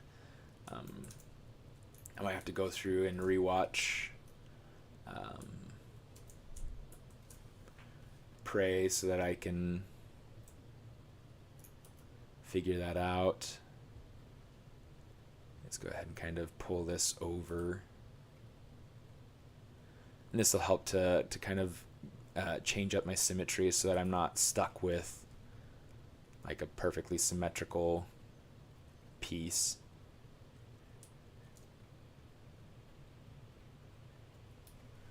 Some of this back here, it feels like it's like getting too thin in through here, so I'm just going to hit it with a little bit of inflate brush just to fill in the gaps.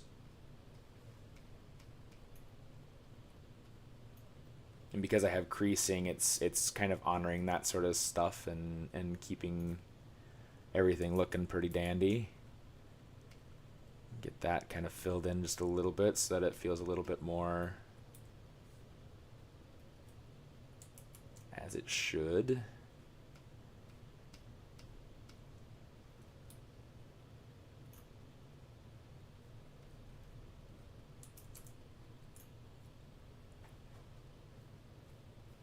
And granted, you know, keep in mind too, this is a good midlife crisis investment. the investment that keeps on taking, right? Keeps giving too, but it, you know, keeps on taking. Let's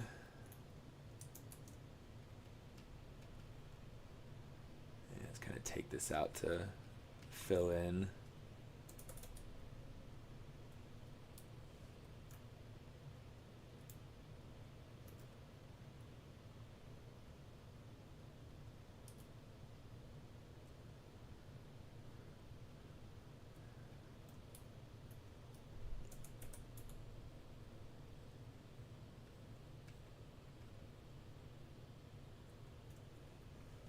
That should help it. Cool. So now we've got most of the hair. Whatever happens with like this this knot thing, that should be fairly simple to resolve. Right here, what I want to do, let's let's just grab one of these other pieces. Oh, let's auto groups. I'll just pull this back. One thing I do want to make sure of is that I don't have too many polygons kind of going in there. So I'm just going to delete a little bit there.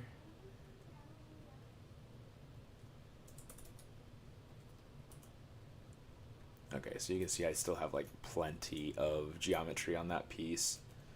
I probably still could go through and delete some of that and be just fine.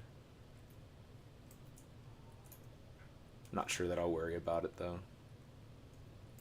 Yeah, I'll worry about it. It's sticking out enough that I can worry about it and feel like I can sleep better at night. So this way it feels like it's got the gap filled in.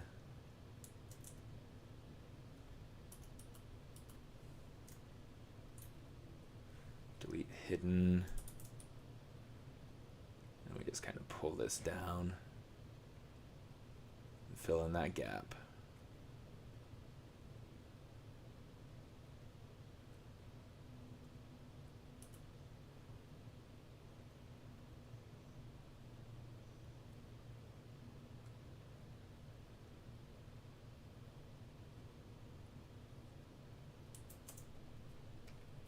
Cool.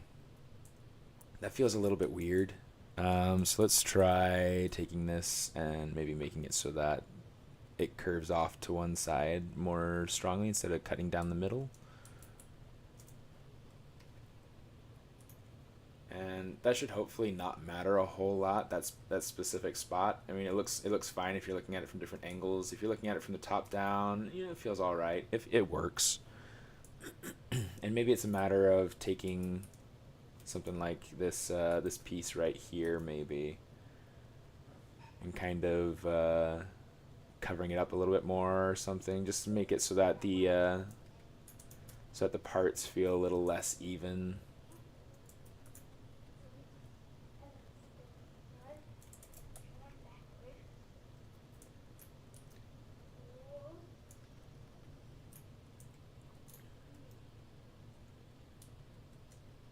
Cool. So now we've got the main body of hair. We've got the braids, although the ends of the braids are a little bit. Yeah, let's go ahead and get this kind of straightened out some. I'm going to use my transpose line again.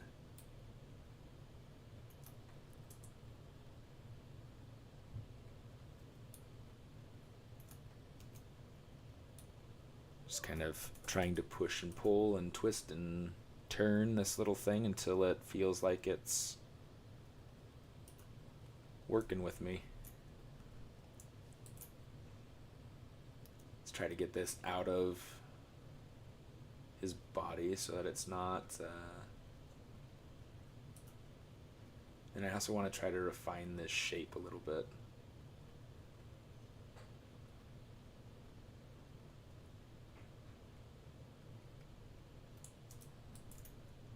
So that it feels, well, it needs to feel a little bit more gravity so that it feels like it's, you know, sitting against his body. Let's kind of pull this back some.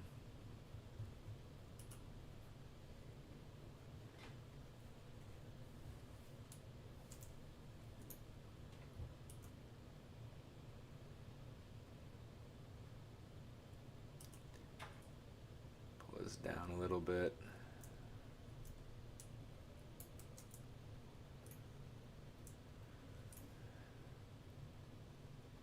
He's feeling pretty cool. And then whatever I decide to do with that hair in the back, we'll have to see.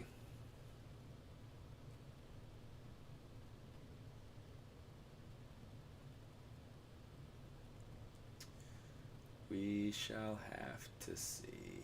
Oops, don't want to hide that. Where's the, there it is. Better save this.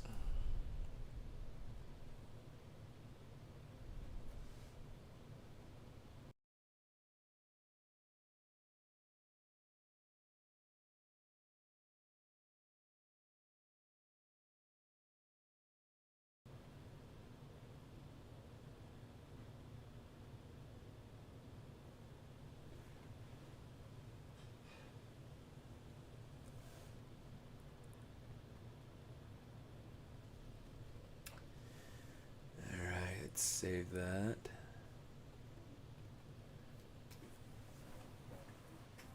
Now, just to be able to kind of check it with the hood, let's go ahead and let's turn on our hood. And in fact, let's, okay, cool. Yeah, I can delete this now. And I can delete, I'll delete this too. This is the old block in for the hair. Say delete. Okay. Looks like that's feeling good. That feels nice. So now it's just a matter of getting the right piece on the back to make it feel like it works. And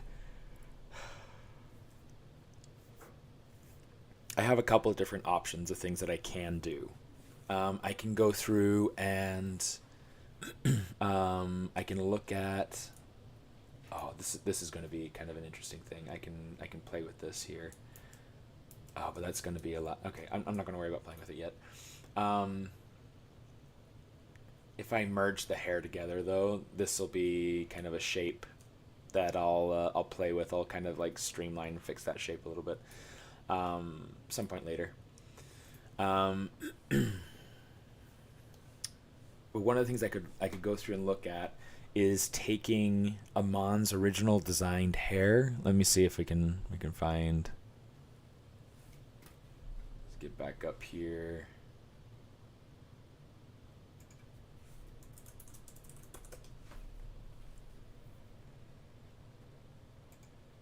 Yeah, I don't think this is working. Um,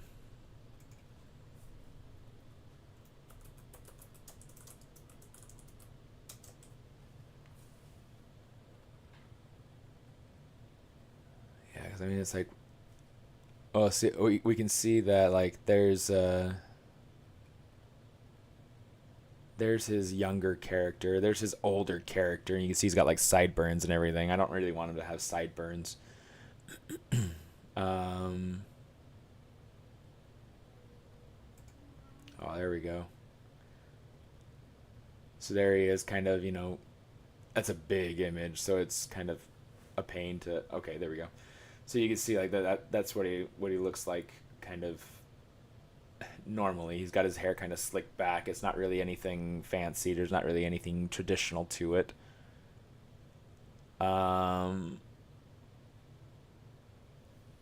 but let's look at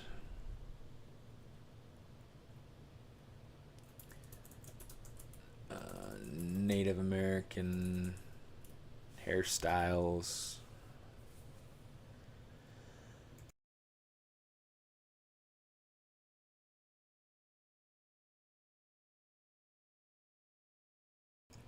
So we could look at a few different things. We could look at um, since since Amon was a waterbender, he could fit in with like, I don't know. I've always imagined like different Inuit tribes as being like um, being really cool for that sort of population of waterbenders, because I always think about like Alaska and the fishing industry and polar bears and like lots of pelts. The way that they've used like the parts of the animal to be able to care for themselves, to be able to build homes, to be able to build tools. I feel like there's a lot of connection there between those peoples. Um,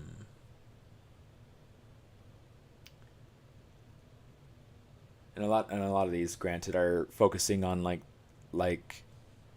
southern states, like Utah down through Arizona and New Mexico area, sort of natives. It looks like. Let's see if we can. Oops.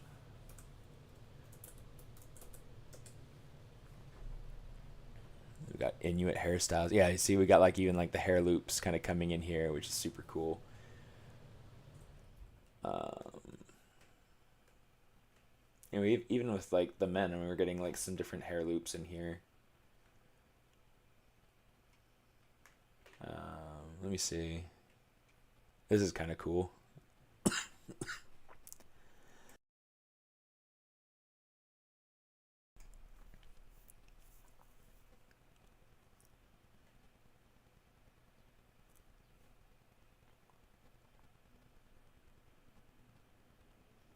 Some really neat things happening here, and really interesting too. Like, check her out. She's got like these facial tattoos up along her forehead, along her cheeks. Be curious to know what that means. This is cool too. Like, I love that. Looks like some sort of beads kind of going around her forehead. Really neat. So there might be an opportunity to kind of check some of that out.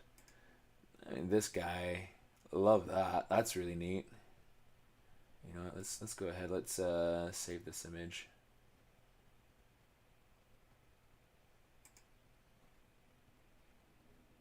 Oh, she's lovely.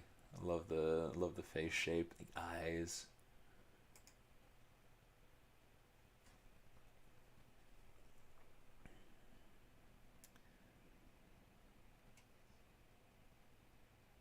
see. I wonder if I put in traditional.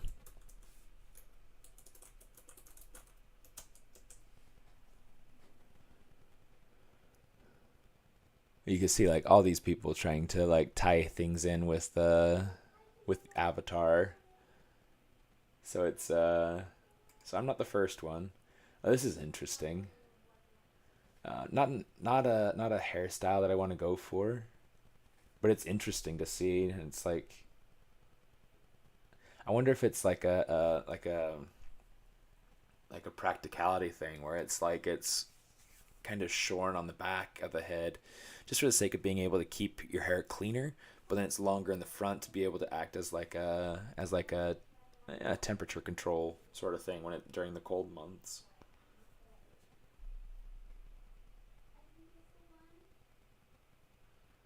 Yeah, it's like we're getting some really, really cool hairstyles through here, but it seems like a lot of the more ornate hairstyles tend to be for the women. This guy's got some interesting stuff going on with his hair. I don't know that I want to make something like that though. This is nice, but it's, again, it looks like it's a young woman. Same thing here.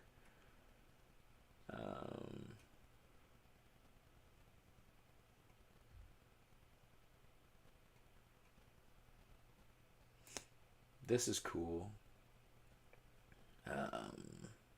This could be worth looking at for clothing's sake. Different patterns. Start building out a folder.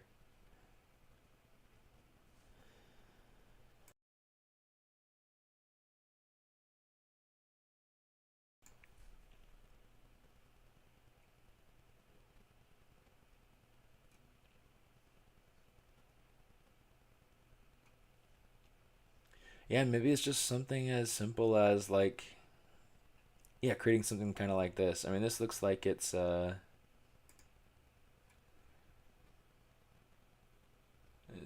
tattooed woman, but it's Canadian. I think just from the standpoint of having that sort of idea of having the hair bound and making it something that's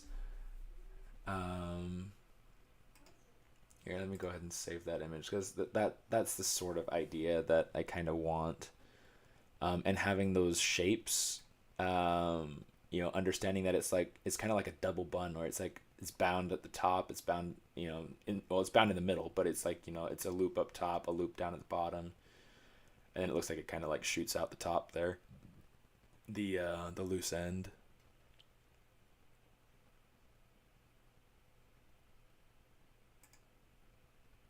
That's cool.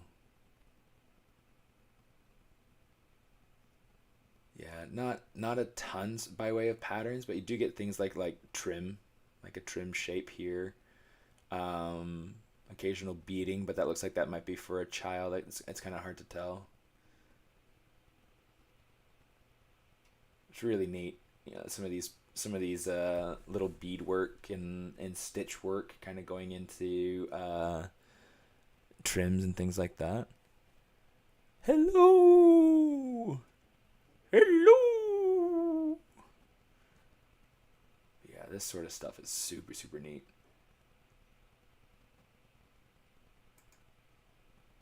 It's such a small picture. Why is it such a small picture?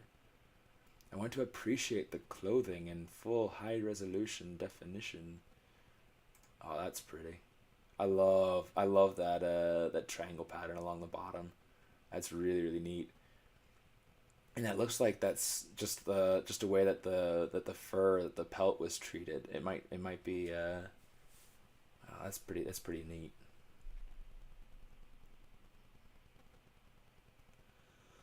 Lots of fur covering up. Yeah, lots going on there. Yeah, so I think what I'll do is I'll go ahead and I'll block in. Here, let's say insert sphere 3D.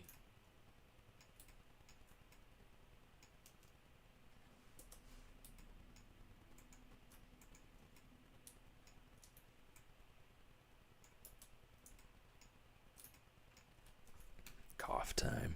Cough time.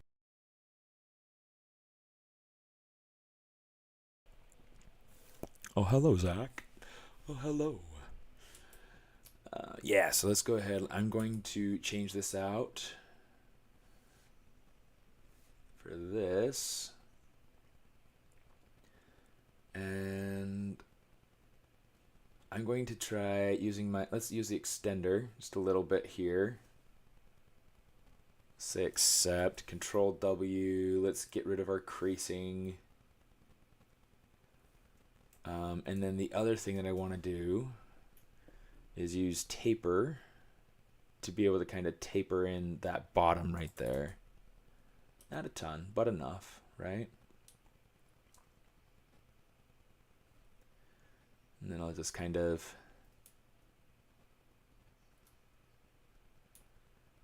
I want to make this feel a little bit more like it's like it's a loop.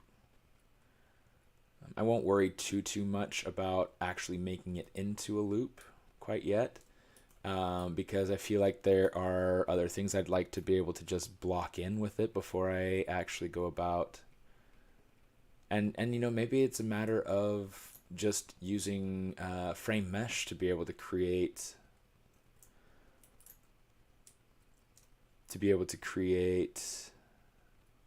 the loops. We'll have to play with it. You notice I'm doing this without symmetry, so it's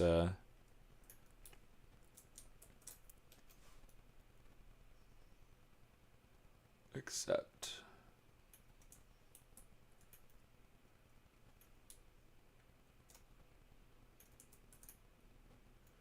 Let's kind of just shrink it some.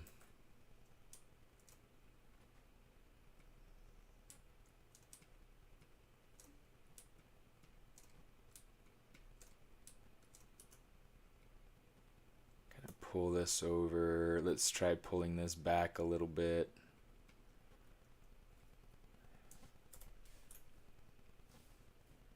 Okay, I'm not entirely sure how I want this to go. I'm liking this. I'm liking this quite a bit. I think this could potentially work pretty nicely.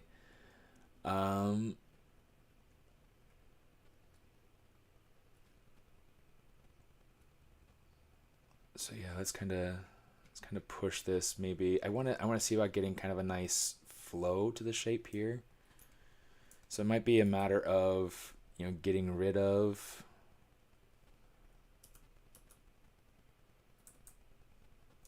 a couple of these. We'll say modify topology, delete hidden. Let's grab the bridge function, 2 holes, polygroup flat, minimum resolution. Boom. So that this way we have just one bit of hair that we can rely on. Let's make sure that it covers everything that I need it to cover.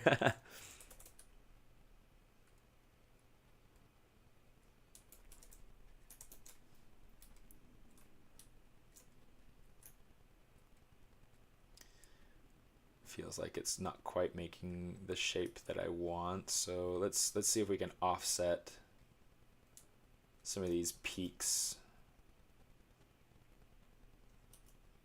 create a little bit more of a sense of gravity and movement and gesture here.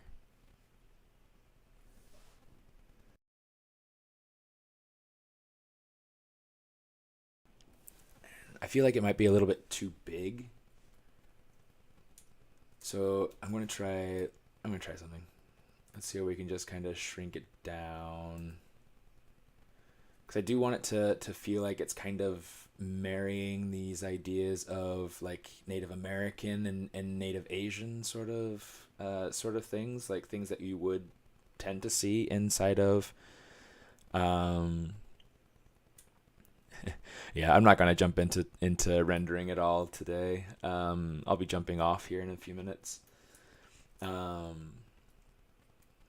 yeah, I definitely want to kind of have, designs and patterns that are somewhat reminiscent of you know, the Avatar series.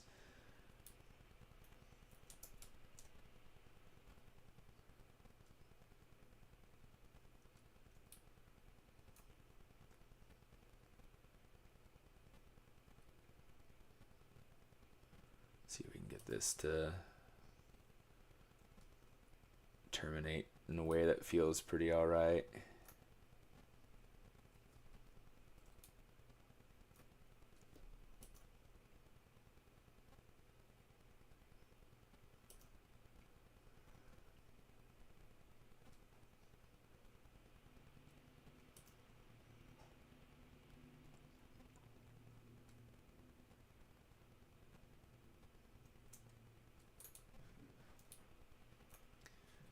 Grab this and kind of pull it down and in some. But yeah, rendering a non-topologized model, you know, it gets to be a little bit trickier. I mean, I would typically render that out inside of ZBrush because getting something like that to work smoothly inside of Maya, it's just too much work. Too much work.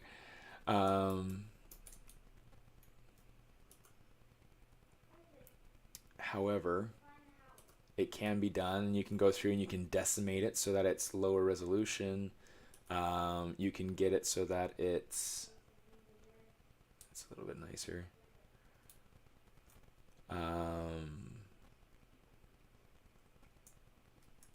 Yeah, it's a bit nicer.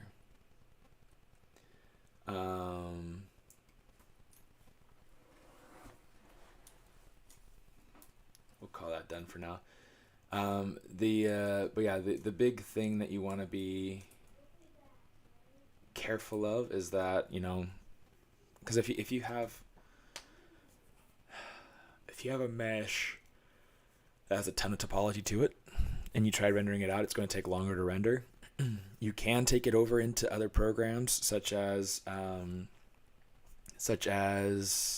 Maya or Keyshot. Keyshot can handle whatever you take outside of ZBrush for the most part, and it'll keep all your colors and things intact.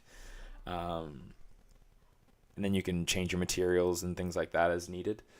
One of the things that's kind of changing too, one of the things that's really kind of nice is that ZBrush, now being part of the Maxon crowd, you'll be able to go ahead and start using things like Redshift. I'm not sure if and when that will be rolling out, but that's a really fun thing. Hopefully it's already rolled out. Hopefully I'm not like disclosing anything that shouldn't be disclosed yet.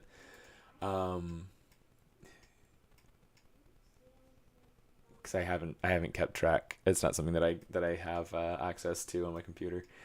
But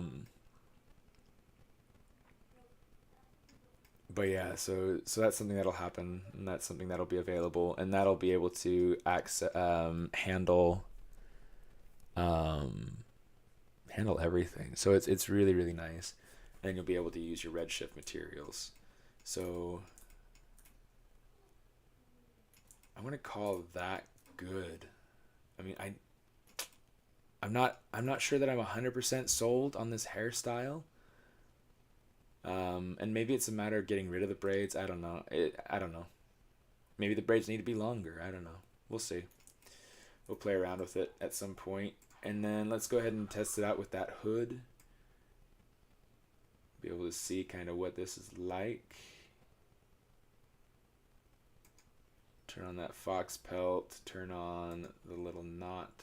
Turn on the mask. So you can see that's kind of what we're getting there. The knot's definitely going out the back, and that's fine for now. I'm not too terribly worried. Let's check this mask and see kind of how it lines up with the face. You can see it's definitely like the nose is going kind of in the right area, things like that. I do want to check and see if I can pull this back into the face a bit more. So that hopefully I'm not cutting off so much of his peripheral vision.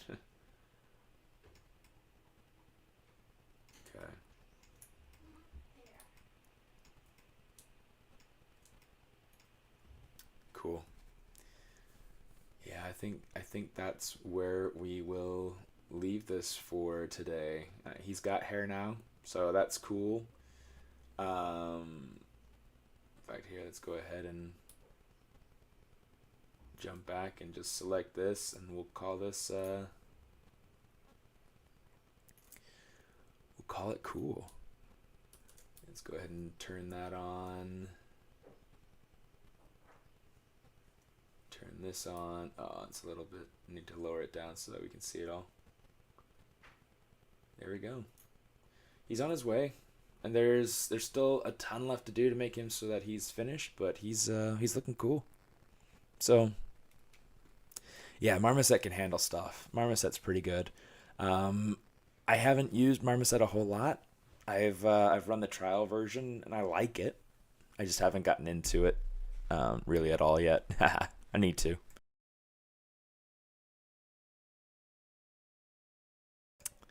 Yeah.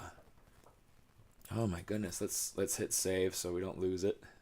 Cause you know me, I'm always paranoid that I will. And yeah, we're good to go. How about that for a Saturday morning? So yeah, guys, thank you so much for coming and hanging out. Hopefully you guys had fun. If you're interested in finding me on social medias, you can find me right down there at the bottom, right underneath my name. You can see SMAARTIST, SMAARTIST. It's a combination of my initials and the word artist.